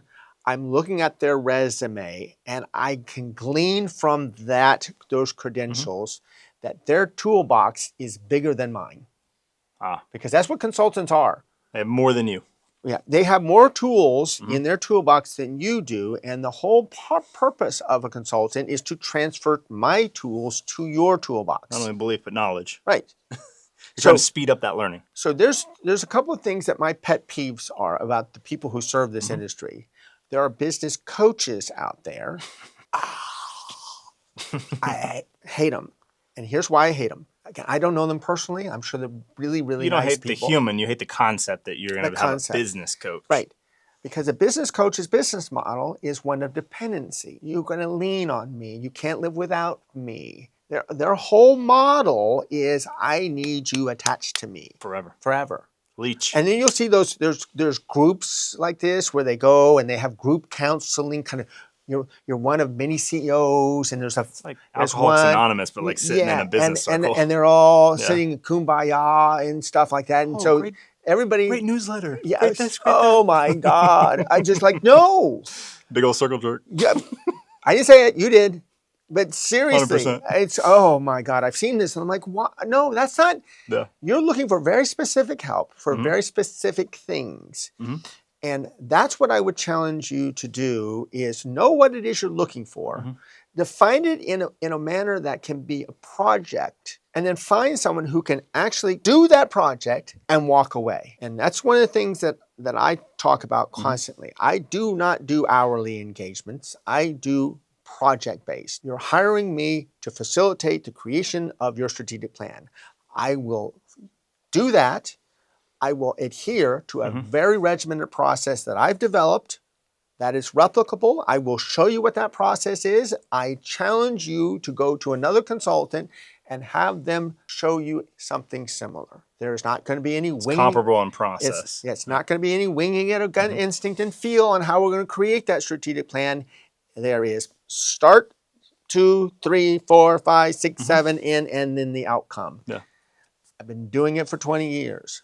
I got no problem competing with anyone on that. Your job as owner of the business to understand what it is you're hiring someone for. In order to properly utilize your money, try to make it in a project base and then find someone who's capable of doing that project for you, transfer their tools, and then you can independently now utilize it from that point on and not be dependent on them. There's a lot of business coaches and coach groupings and things like that out there, but honestly, I'm not a big believer in that group counseling approach. I believe that there's a very specific agenda that we need to accomplish, whether it's creating a strategic plan or something like that, and you need to go find someone who's capable of doing that. Do they need to be industry specific to your Nope. business? Bingo. Well, good question. I get that question asked to me all the time. Like, what do you know about roofing? What do you know about roofing companies? I don't give a about roofing. I don't care. I bless your heart, love it. But what I do know is the industry. You know the shingles, and you know the nails, and you know the hiring, and you know the customers, and you know roofing. That's not my job. Yeah. I know strategic planning. And strategic planning doesn't give a rat's ass what industry it's in. You can be in the aerospace industry, you can be in the bedding industry, you can be in the roofing industry. The process of doing a strategic plan is the same across the board. Which is why Fortune 100 all have it done to a T, and their CEOs are dialed. Correct. So it is not an industry-specific thing. That is not necessarily something you need to look for. And in some cases, it may be a mistake. Have someone in there because they're not bringing you possible perspectives from other like industries out there that could benefit you in your strategy creation. Similar to drinking your own bathwater, doing strategic plan as a CEO by yourself with the door closed. Correct. Without facilitator. Without facilitators, yes. Interesting. Yeah. I've never heard that argument that it's actually maybe better for outside. But it's interesting that you even say that, because when you look at BCG, McKinsey, Deloitte, PwC, KPMG, what do? Right. They're not in that business that they're going into. And they work with a variety of companies. They're auditing, or they're coming in and doing, they're doing consulting in something that they don't do day to day, but they're some of the best at it. Right. Again, because we adhere to a process. The process is completely transparent of the industry. What I'm counting on is you're bringing the industry knowledge, I'm bringing the process knowledge, and the combination of the two. And if we need some outside expertise, very rare. I've never actually had that happen. Regardless of size of business you're never. working with? It's never happened. I've worked architectural firms to roofing companies. I've done roofing companies to doctors, to lawyers, to you name it, a software as a service company. The owner has all the knowledge that's necessary. The problem is it's all in their head. It's bunched up in there. They probably haven't put it out on paper anywhere. And no one is taking it out of their head, laid it out in a systematic way, took them up to 10,000 feet, looked at it from that vantage point and says, what is this telling us about the business, about where we are and where it's possible to go? That's the role of a good facilitator, a good strategy coach or consultant. I'm sensing a similarity here with having a consultant, let's say outside of industry, as very similar to using a marketing agency inside of industry that you're farming your process to and not doing yourself. Depending on their ability to do strategic planning, is it potentially as beneficial use an outside consultant to run a process-based framework to get to strategic plan? You also then give that strategic plan findings to your marketing agency that doesn't need to be roofing specific or software or whatever, because you've identified everything that they should need for that. Instead of farming it to them, you may actually get better results. Yes, more creative results. More differentiated results from the other people in the industry. From everybody who's already been doing it. Yeah, that's the key. And that was my message about the marketing thing. You're hiring them for their imaginativeness. Yeah. Their unique their creativity, their ability to bring it to life. Like that. Yeah. You give them the right data and you let their creativity go, oh my goodness. I have had some really incredible experiences back when I was in corporate America dealing with creative marketing agencies and just stunned by how they took the problem that we were trying to address and applied a marketing solution to it, and it was incredible. So I respect that, but I also recognize the limitations of creativity. Creativity needs a framework. That's our job as CEO of the company. Give them the framework. That framework comes from the strategic plan. Yeah. Here is all the information you need. Here's the personalities of the people we're selling to. Here's the business aspect of it. Here's the things. Here's our competition. Here's the thing. Now go apply your creativity to it. Because the tactics that we use to bring something to life have to be informed by the strategy, or then we're just making crap up. Correct. Yeah. Heck yeah. Yep. Interesting segue. Has nothing to do with marketing. I guess they're close because they're growth. Sales. Ah, yes. Sales. Sales. I want to start with something that I know you have such a different opinion on than most people do. Can we talk about current state of sales org? Private business. Yeah. Can be roofing. As you know, it's private business in general. Yeah. What is a current state? Okay, this actually applies to private business and corporations. Honestly, the problem's bigger at corporation size because they're doing the same crap that people are doing in private business, but at a massive scale. Massive scale. Yeah. It's bad. Okay.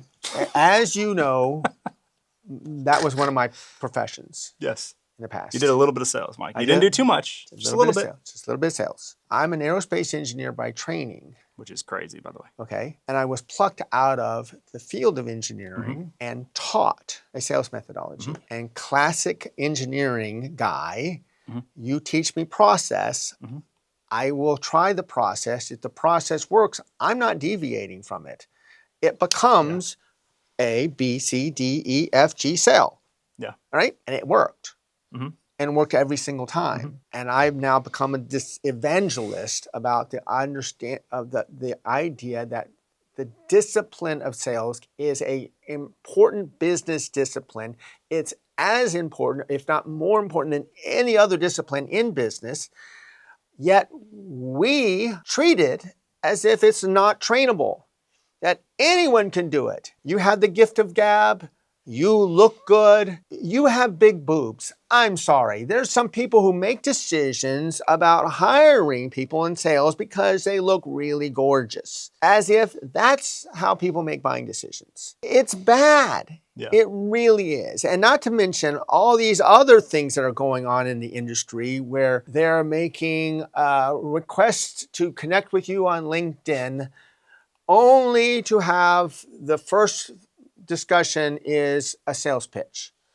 Buy my thing. So, in other words, they manipulated you in order to get you to connect with them in order to sell to you. I don't know about you, but I will never buy anything from someone whose first introduction to me is manipulation. And I make it clear to anyone who's ever done that. Oh, they get a big paragraph from Mike Gomez about you use manipulation. I will never buy from you or your company if this is what you believe is the way to go about selling. It's your process. Yeah. So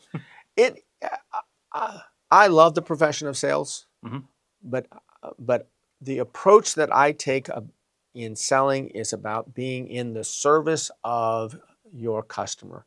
Help them make a good buying decision in a manner that they are normally used to making decisions.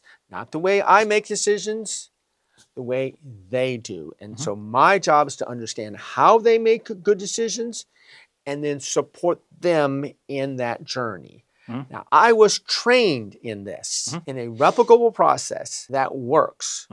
I'm not winging it. It's not gut instinct and feel. I never imagined in my entire belief system as a kid, as a college graduate, as an engineer, that I would be out on the road selling fighter jets to foreign governments. The head guy in charge of multi-billion-dollar sales guy. I didn't see myself as that gabby, golf guy, chit-chatty, having a drink at the bar. Looking really casual. No, I'm like an engineer. Yeah. But I never lost. And it's because our company finally made the decision that rather than hiring ex-military fighter pilots that flew our airplanes for 20 years and saying, congratulations, who better can sell an F-15 than a guy who's been sitting in that cockpit, and go out and sell. Yeah. And that's it. What a belief. Just go out and sell.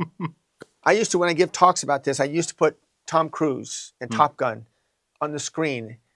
And everybody in the audience is like, oh yeah, he'd be a great salesperson for fighter jets. And then I would go, all right, imagine you're the minister of finance of a country.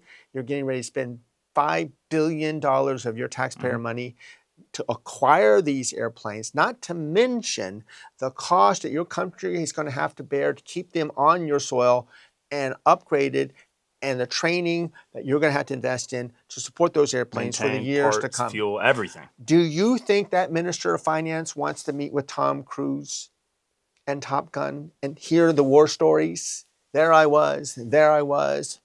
Bullshit. So we learned some lessons from lost sales that of what it means when you are not treating sales as a business discipline and you're simply winging it. So I want you to show you something. There is a 3-word reason for why every single sales loss occurred. It is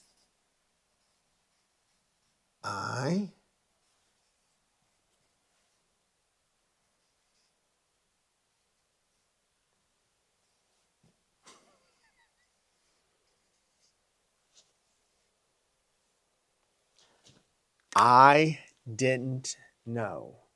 Something about how that person was going to make the buying decision, my competitor did know, and as a result of that knowledge, was able to serve that person's decision-making process in a way that had them open their wallet and spend the money. If we're in agreement that this 3 words is the explanation for every single sales loss out there. There's an article I wrote about how CEOs will explain away a sales loss. Well, we need to tell our story better, or you know, we didn't actually plan to win that. We just wanted to be a competitive force against the other guys. Or, wow, we came in second. We should be proud of how well we performed because we came in second. I'm like, what is all that? Came in second and made $0. The fact of the matter is, rather than addressing the elephant in the room and just admitting we didn't know something about how this decision was going to be made and our competitors did. And the right answer is we need to do better about how that I didn't know occurred. Because something fell through the cracks. And there's where sales process comes to play. It assures that you looked at every possible angle at this and now have not let something fall through the cracks that allowed you to have to use this excuse of I didn't know something and the other guys did. Yeah. I'm a firm believer that if sales is a critical part of your company and you're simply winging it in sales, and that your team is not doing anything, they're not adhering to a sales methodology that you taught them or that was taught by an outside firm, and you're holding them accountable to that methodology because it works and it works every time and it helps us avoid the I didn't know, then you're making a mistake. The current state of this, I kind of want to come back. What does the current state of this look like? Obviously, this is something that even people watching this are not necessarily going to believe. Right? Yet. Okay, we're not there yet. But current state of this, what does this show up in private businesses most of the time when you're talking? I know you said we're winging it. How else does it show up, though?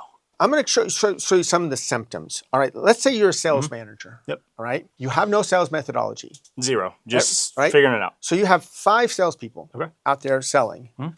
You have Tammy, who sells in a certain way. Yep. You have Bob, who sells in a certain way, and you have Tim, who sells in a certain way. And you as a sales manager now have to manage each one of them.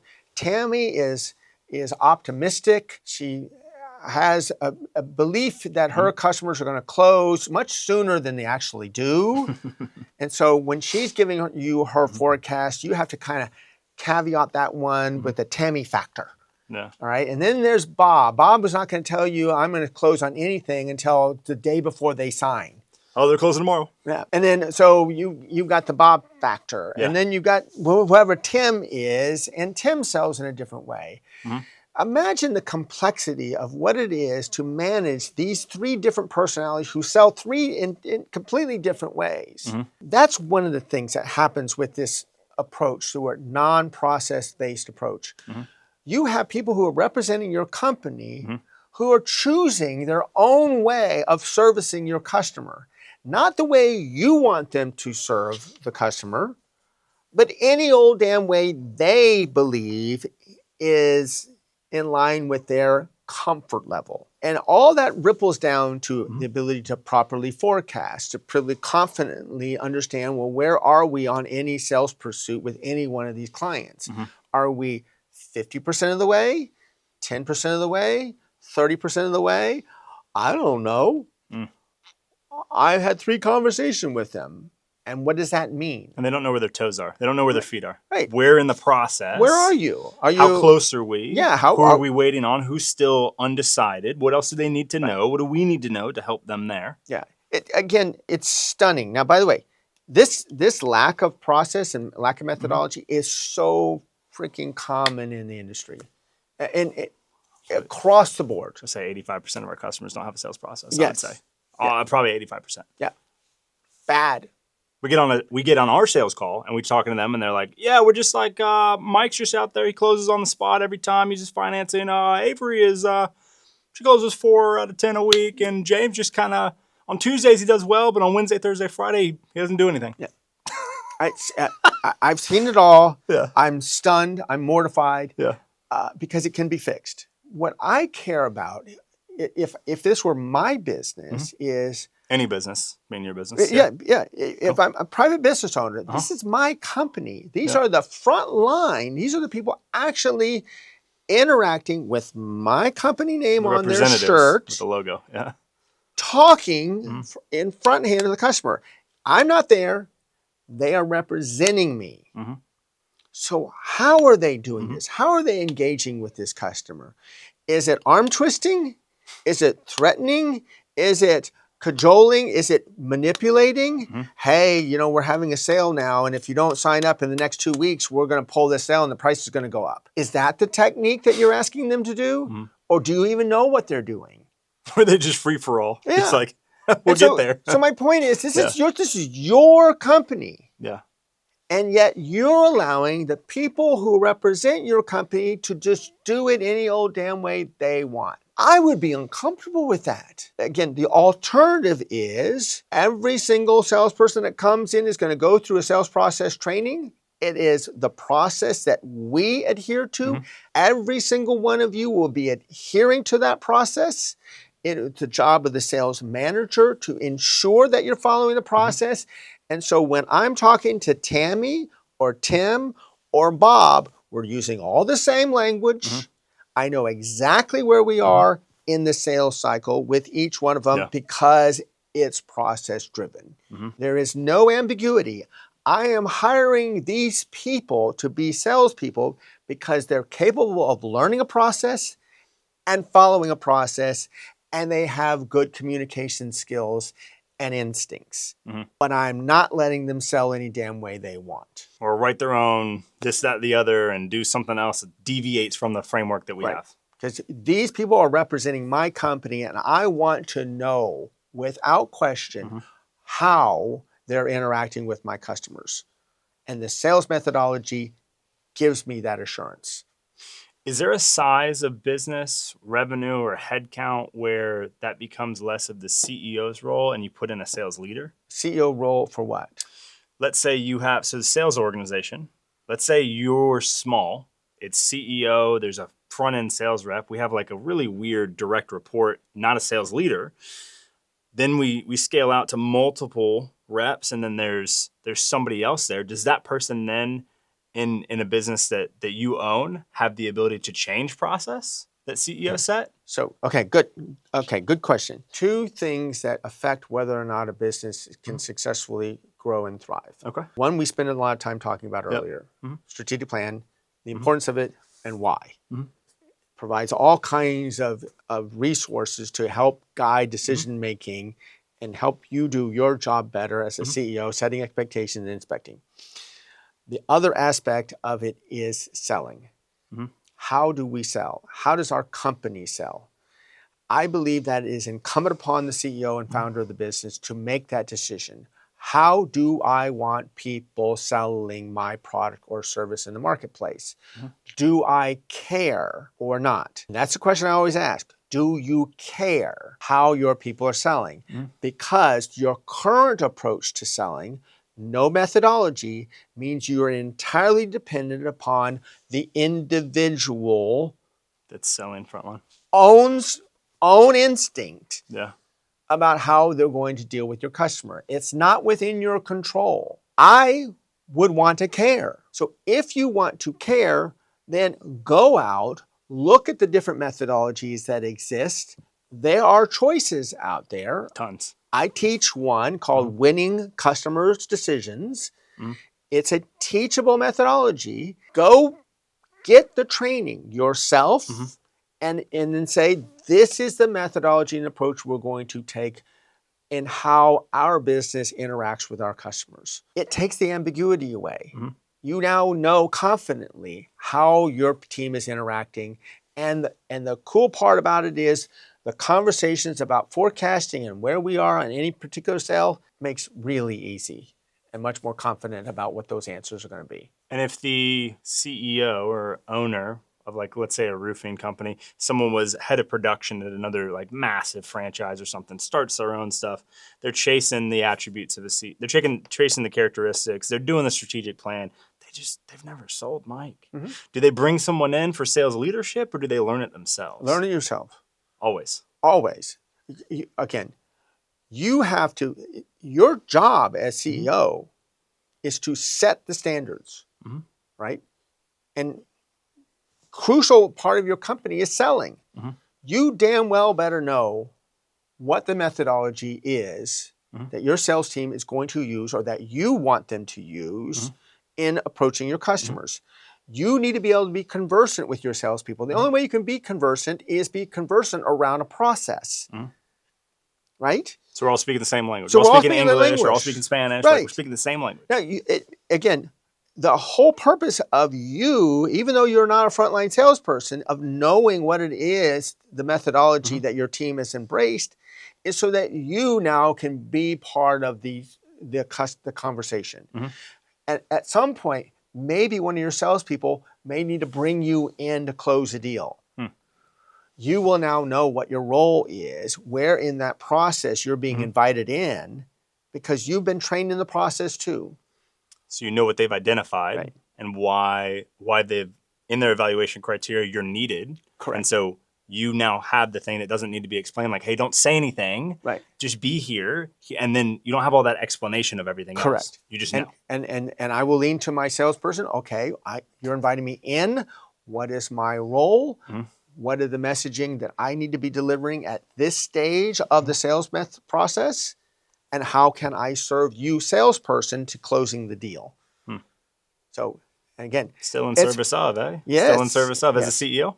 So I'm going to tell you one other story that sort of aligns with this thing. And this is a real story. I met with a customer, and he gave me a 45-minute tour of his manufacturing plant. Explained each piece of machinery along the way. How much he paid for it, where he bought it. What it does. Yeah, this was bought from a machine. It's got 5,400 PSI and 7,000 degree temperatures and something like it. And it does this kind of thing and da-da-da-da-da-da-da. And all the way along the way. It's very thorough. Yeah. Each step of the process, you can tell he was beaming with pride, showing me this thing. Excited about this thing. At the end of the day, he said, and Mike, that's how we make this. I'm like, wow, that was really impressive. And I go, how do you sell this? He goes, what? Well, you just gave me a 45-minute detailed explanation on how you make it. I'm very impressive. How do you sell it? Well, that would be Bob. Wait a second. So 45 minutes on how you make it, but your sales approach is that will be Bob. Do I got it right?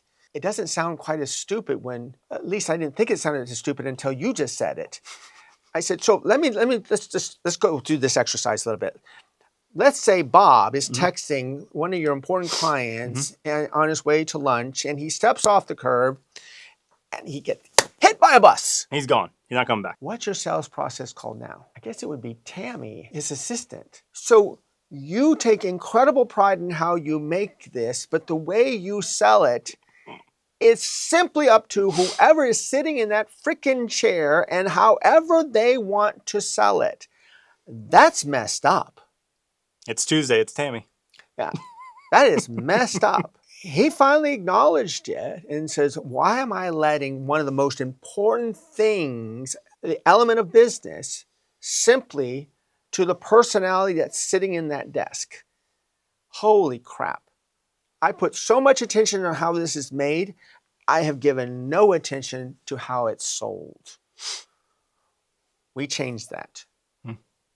And now he can actually say the way we sell our product, much like the way we make it, is process-based, and we adhere to this methodology, and every single salesperson in our company adheres to it.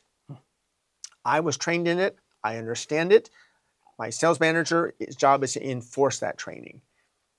It assures we never fall into the I didn't know excuse for missing out on the sale. I like it.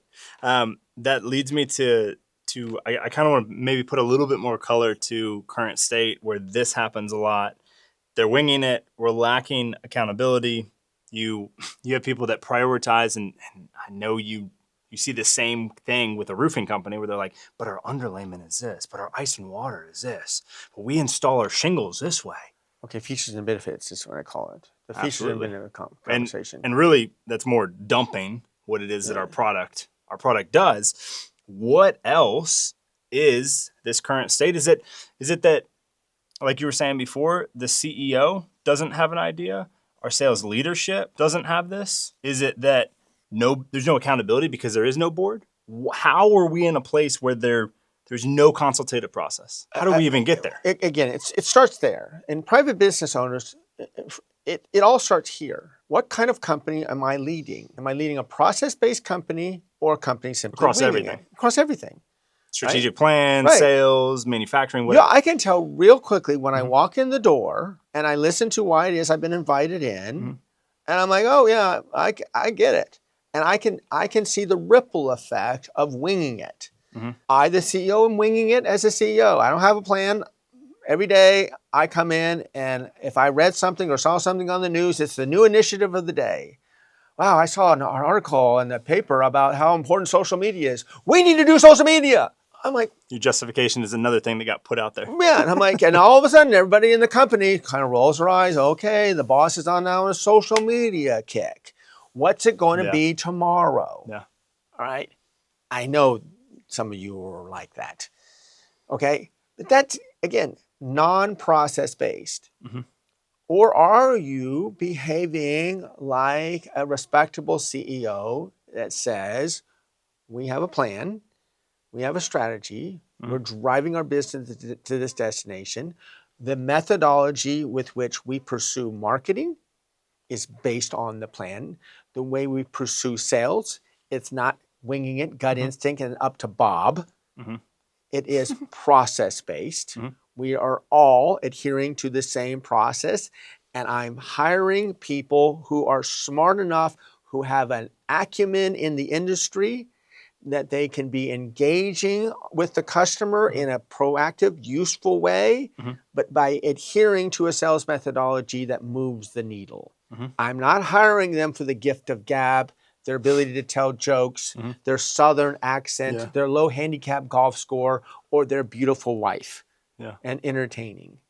I'm hiring them because I want someone sitting across from my customer that my customer respects, who is taking the time to understand how my customer is making buying decisions and supporting them along the journey.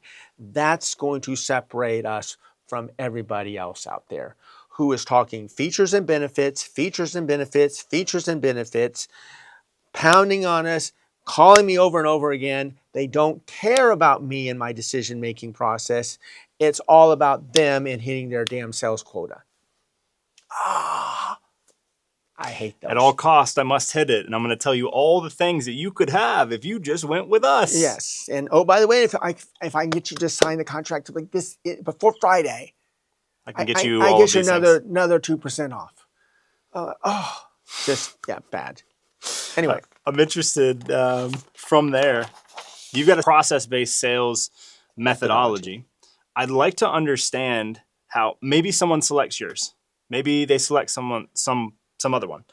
how do they evaluate sales processes as the appropriate framework to use to sell? How do you evaluate a sales process? You evaluate them, first of all, on what is the underlying guiding principle of the methodology. Okay. Like there's a methodology out there called the Challenger methodology. Challenger sale, yeah. Right? And there's the spin methodology out there. Straight line, closer, right? there's a lot of stuff. And I'm going to throw in mine humbly. I've got my winning customer decisions.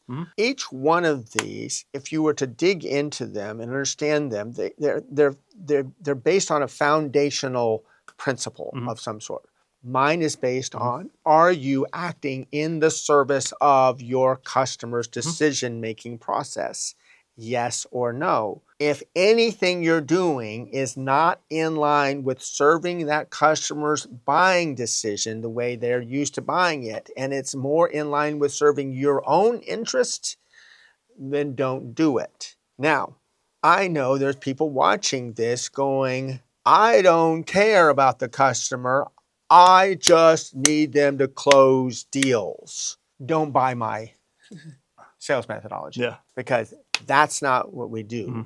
We're not out there closing at all costs. I don't care what damage. Discount to the floor. Right.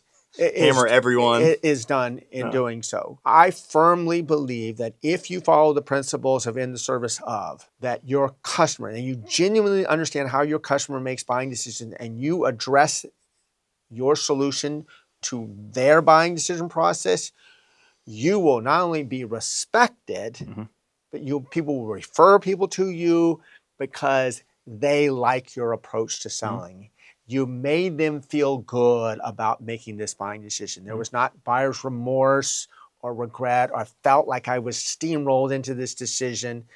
I felt good. And in the long run, if you want a growth-oriented company, that reputation, really important. That's my methodology. That's the underlying principle. Look at the underlying principles behind the other methodologies out there and decide which one fits with what you want for how your front people are going to be facing, the front-facing people in your company going to be interacting with your customers. 2, ease of adoption. There are some methodologies out there that are 47,588 steps. There's no way that would ever be adopted by a salesperson. Probably not in private business at all. Well, probably not in any business, all right? And there's a lot of methodologies out there where people will go to the class and then come back and use 2 or 3 pieces of it, which is stunning to me. That means that 90% of the rest of it was basically, in their opinion, not serving the salesperson's interest in getting to close. And remember, salespeople, we want to get to close. Trying to make money. We're trying to make money. We want to get, and we want our customers to like us in that process. So if you teach me a process that's got 47,000 steps and the only ones I think that are really valuable are 2 or 3 of them, you're wasting my time. Yeah. So ease of adoption, how simple is it? How easy is it to grasp? How long is the training for this? And can my team, my sales manager and me enforce it easily? So those are the other things. So underlying principle, what is the guiding principle behind the sales training and approach? And then how easy is it for my team to adopt it? And then ease of adoption. I think those are the main The only two that you're looking at consultative sales processes in general, yours or anybody else's. If you're not going to use these as your evaluation criteria, in your words, you're not doing it correctly. Correct. Awesome. I would agree. Yeah. Is there reasons outside of not having a strategic plan and not being a process-oriented company, why someone would not use those? Is there other things that we haven't covered that are going on in the sales org or going on with the sales reps that are like, these things don't get prioritized or used as evaluation criteria? I don't know of any. Could all fit into those two. Yeah. I can't emphasize this enough. In a privately held business, it is so much, the business is so much reflective of you, the owner. That's actually one of the cool things about having a private business as opposed to a publicly traded business. The publicly traded business is not a reflection of the CEO. He is the leader of a massive organization that already has a personality. He's just taken charge of it. He's a representative of. Yeah. So the mirror is like the other way around. Yeah. The machine, Yeah. Walmart, is already got its Walmart. own personality to it. And he happens to be the honor of leading that company. In privately held business, that business is you. It's a reflection of you. So what kind of business do you want to be leading? Do the best we can, or I'm going to be a good leader. I'm going to be inspiring. I'm going to set a direction that is logical and makes sense and is realistic, and then make certain my team have the tools in order to get there, which includes a very robust, focused marketing effort to generate the leads for the ideal customers that we want to target, and a disciplined process for how we turn those leads into paying customers in a manner that I am very proud of. That's what it's like to be a private business owner. You get choices to make. Yeah. Ironically, which is the name of my book. Yeah. Choice. Where do people find your sales process? Where can they find that? How can they get it if they wanted to understand that and implement it in their company? Where do they get that? Me. Okay. Look me up.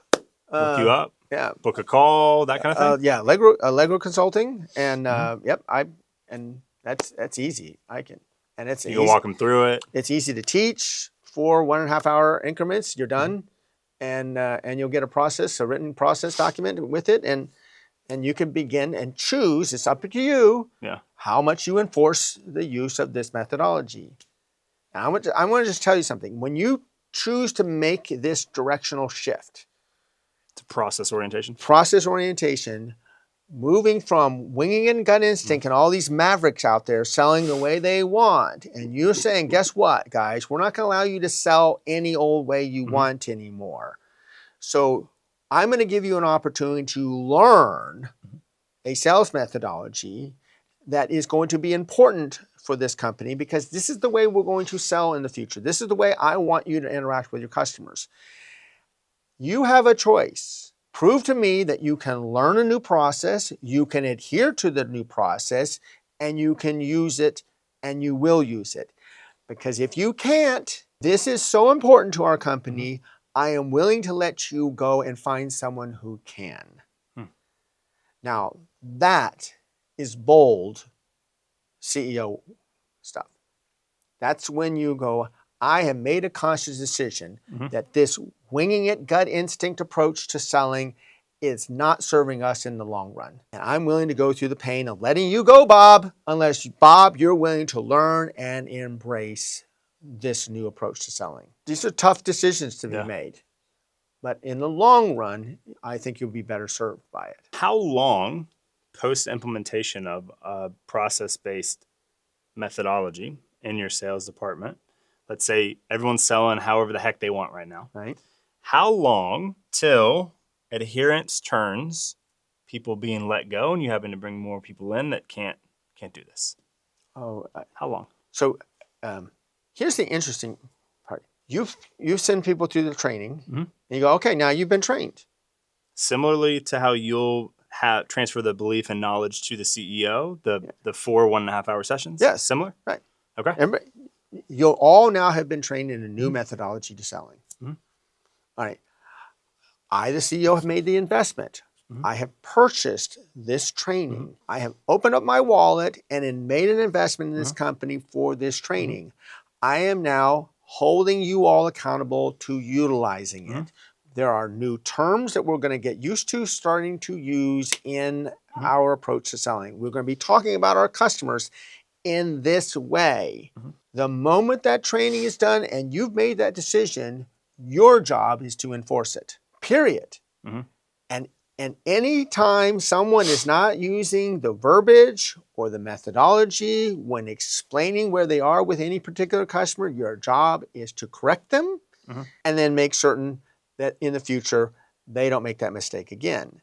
I've been in situations where there are people who decided they're going to rebel. They believe they can. They think they're too important in the company. Or they make you too much money. To rebel, and there's no way they'll get rid of me. And CEO got rid of them Mhm.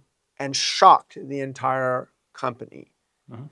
That's a way of delivering a message about the new alignment that this company is choosing to follow. Again, tough decisions to be made. But in the long run, I firmly believe that this kind of process-based approach to running your business, process-based approach to running your business is in your best interest. This is how you have a growing, thriving business. And so I get the adherence and making sure that you can put people in a position where they are forced to adhere, adopt, and continue to have it reinforced that they need to improve there. But is there a time horizon? Is it 15 days, 30 days, 45 days to be only speaking in the verbiage of the framework? In the case that I was put in, Yeah. it was immediate. And if you deviated, see ya. Good luck. It was, yeah. What was interesting was the challenge our VP had on us was how structured, how much evidence was necessary for us to satisfy a certain phase of the sales methodology, and how he wouldn't let us move to the next level or the next phase without multiple evidence of proof of this item. And I think that's where the reinforcement of the training comes into play. Is, are you letting people loosely use it or rigidly use it? Okay. What standard are you choosing? Are they just using it sort of as a, because they're playing the game? Guide. It's kind of Or like are just they there. genuinely believing what the actions are and following the steps in the actions? Again, it's like any process. I tell people, you start off, it's like buying an IKEA dining room set. And you have 6 chairs. Yeah. In the first chair, you follow the process step by step by step by step. You have the process guide there. You are following it each and You're a every newbie. way. Yeah. Right. You're screwing the thing. Second chair, you're still making a lot of references to the document. The third chair, you're getting a little bit more comfortable with the process. You don't need to actually have the document in front of you anymore. By the 4th, 5th, and 6th chair, now it starts to become natural. And that's what it was for me. I went from rigidly following little cue cards To know where you're at. to know where I'm at and what I should be doing in this meeting with a customer, to now no longer needing the cue cards, and I can roll it into a more natural talk and dialogue. Still adherence all the way through. Absolutely adherence But all the way through. guided and hand-holding, whatever metaphor you want to use, training wheels, it's going to take some time, but you still must have adherence the whole time and enforce that. Right. Okay. Yep. And when you deviate from that, you're the problem. Correct. Amazing. If you go back to the winging it Yeah. and talk about, one of the things that salespeople love to talk about is actions. Look at, Mike, I did this and I did this and I did this. I took someone out to dinner and I did someone out to golf and I did someone out to this and I did this and I did this and I did Activity. Just activity. Like, Activity, by the way. That's it. That's it. Yeah. It drives me batshit. I'm like, to what end? Yeah. What does that mean? What's the outcome from this? Where are you? How do I register activity as progress in a sales cycle? Activity is supposed to be purposeful. I took this person out for 8 rounds of golf, and while golfing, I satisfied this knowledge that I needed in the sales methodology to know and move the needle in that. So that activity led to a productive, engaging opportunity to learn more about our customer in order to serve them better. That part of that activity led to you identifying whether you had the agreements or not to continue to move down this. And your next step, if you had one that is in service of them, that continues to bolster your, let's say your justification to continue down your process, Correct. Then amazing, we keep moving. But if you identified that wasn't there, then why are you taking any more action? Doesn't matter if it's a drink or it's a round of golf. Stop that. Correct. Not helpful. Right. Is that what you're saying? Correct. Yes. Okay. So again, I'm more than willing as a VP of sales to fund someone to go out on a golf outing or have a dinner. But you damn well better tell me, how is this action going to add to your knowledge of how this customer is making the buying decision and assuring that we don't fall into the I didn't know excuse for why we might have lost. The information before precedes the evaluation of if this action is even worth it. And Correct. on the backside of this action, you should have more information Correct. that leans you closer to continuing to pursuit, or we go a different direction. Correct. Okay. Yeah. At the end of the day, it's like, what did you learn from that dinner? Yeah. Well, and now we go back to process. Well, I know now this, and this, and this, and this, and this, and this, and this.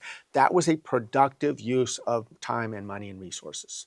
They told me while we were on the putting, they told me about this other person I didn't even know Didn't know here. exist. Exactly. But now I do, and there's someone that railroads the deals for the last 3 times they've tried to make this decision. Correct. So now I have another person. And again, process is what drove the on the tee conversation. Not just, I want to go play golf today. Let me find a potential client. Right. It's, I just want to expense it. No, exactly. I'm out there and I have a litany of questions that I'm lining up for these 8 holes of golf or 9 holes of golf or however long you're going to be out there. And my job is to get through these in a more casual way possible to know that this was a good use of our time, our company's time and resources. Heck yeah. I like it. Anything else about sales that people are getting wrong that people should know watching this? No, I think that's Just generally speaking. That's it. Sales is an incredible profession. It really is. I absolutely love it. And I've developed lifelong friends because I helped them navigate a very difficult decision that they wouldn't have been able to do on their own, or it would have been more of a struggle. You better serve them by Correct. helping them Make a difficult decision, or any decision, and they're very appreciative, and they've developed a long-term respect for me. And sometimes maybe that decision, and this is one that's going to make people nervous. I don't think we're the right provider for you, given how you're going to make the decision, what's important to you, what resources you have, and the time frame that you need this to make. I think you'll be better served by going to company XYZ. I don't think we're the right guys. Now that's really in the service of. That you're not going to continue to sell your solution to them when you know damn well it's not the right one. may solve something, but it doesn't solve the actual thing that they need. Right. And you're going to suffer. Your company's going to suffer because that person's going to hate that decision that they made if they actually buy it, or you're going to waste a lot of time trying to sell someone that is not worth selling to. Shouldn't have been sold. Yeah. I like it. We've talked a lot today about things that impact growth. I've been doing this a long time, for 20 years. I have a lot of stories. I have a lot of experience on how it is I can motivate a business owner to change the way they're currently thinking about how they approach the business. I was encouraged to put this together in a book. I finally did. The book finally came out. It's called Choice: What Business Owners and Startup Founders Get Wrong About Growth. It's 77 pages. It's an easy, as I was described as a beach read. This is a hard-hitting, in-your-face confrontation. It is a mirror. It's designed to make you uncomfortable about your current approach, the way you're running the business, and giving you alternatives, much like what we talked about here today. I encourage you. It's on Amazon. Easy way to get to understand a lot of the things we talked about here. A very short flight, you can read it. On the beach, as he said, you can read it. You can read it while you're on the John. It's information that you need. Did you say on the John? Regardless of how much you paid attention to what we just went through. You need it. Best and easy way to find me is through the web. Allegro Consulting is my company name. AllegroConsultant.com is the way to find me. On my website is a litany of information. There's a learning lab with a ton of articles. You get a sense about who I am and how I approach helping companies grow their business. I'm also on LinkedIn. I'm My handle is the growth guy there. Feel free to reach out in any one of those vehicles, and I'm easy to contact and look forward to having any kind of coffee conversation to talk about what you're doing with your business. And if you got to the end of this masterclass, you just heard that, there is no reason you shouldn't be reaching out to him for something. You probably resonated with something we talked about today, and I would strongly recommend that you reach out.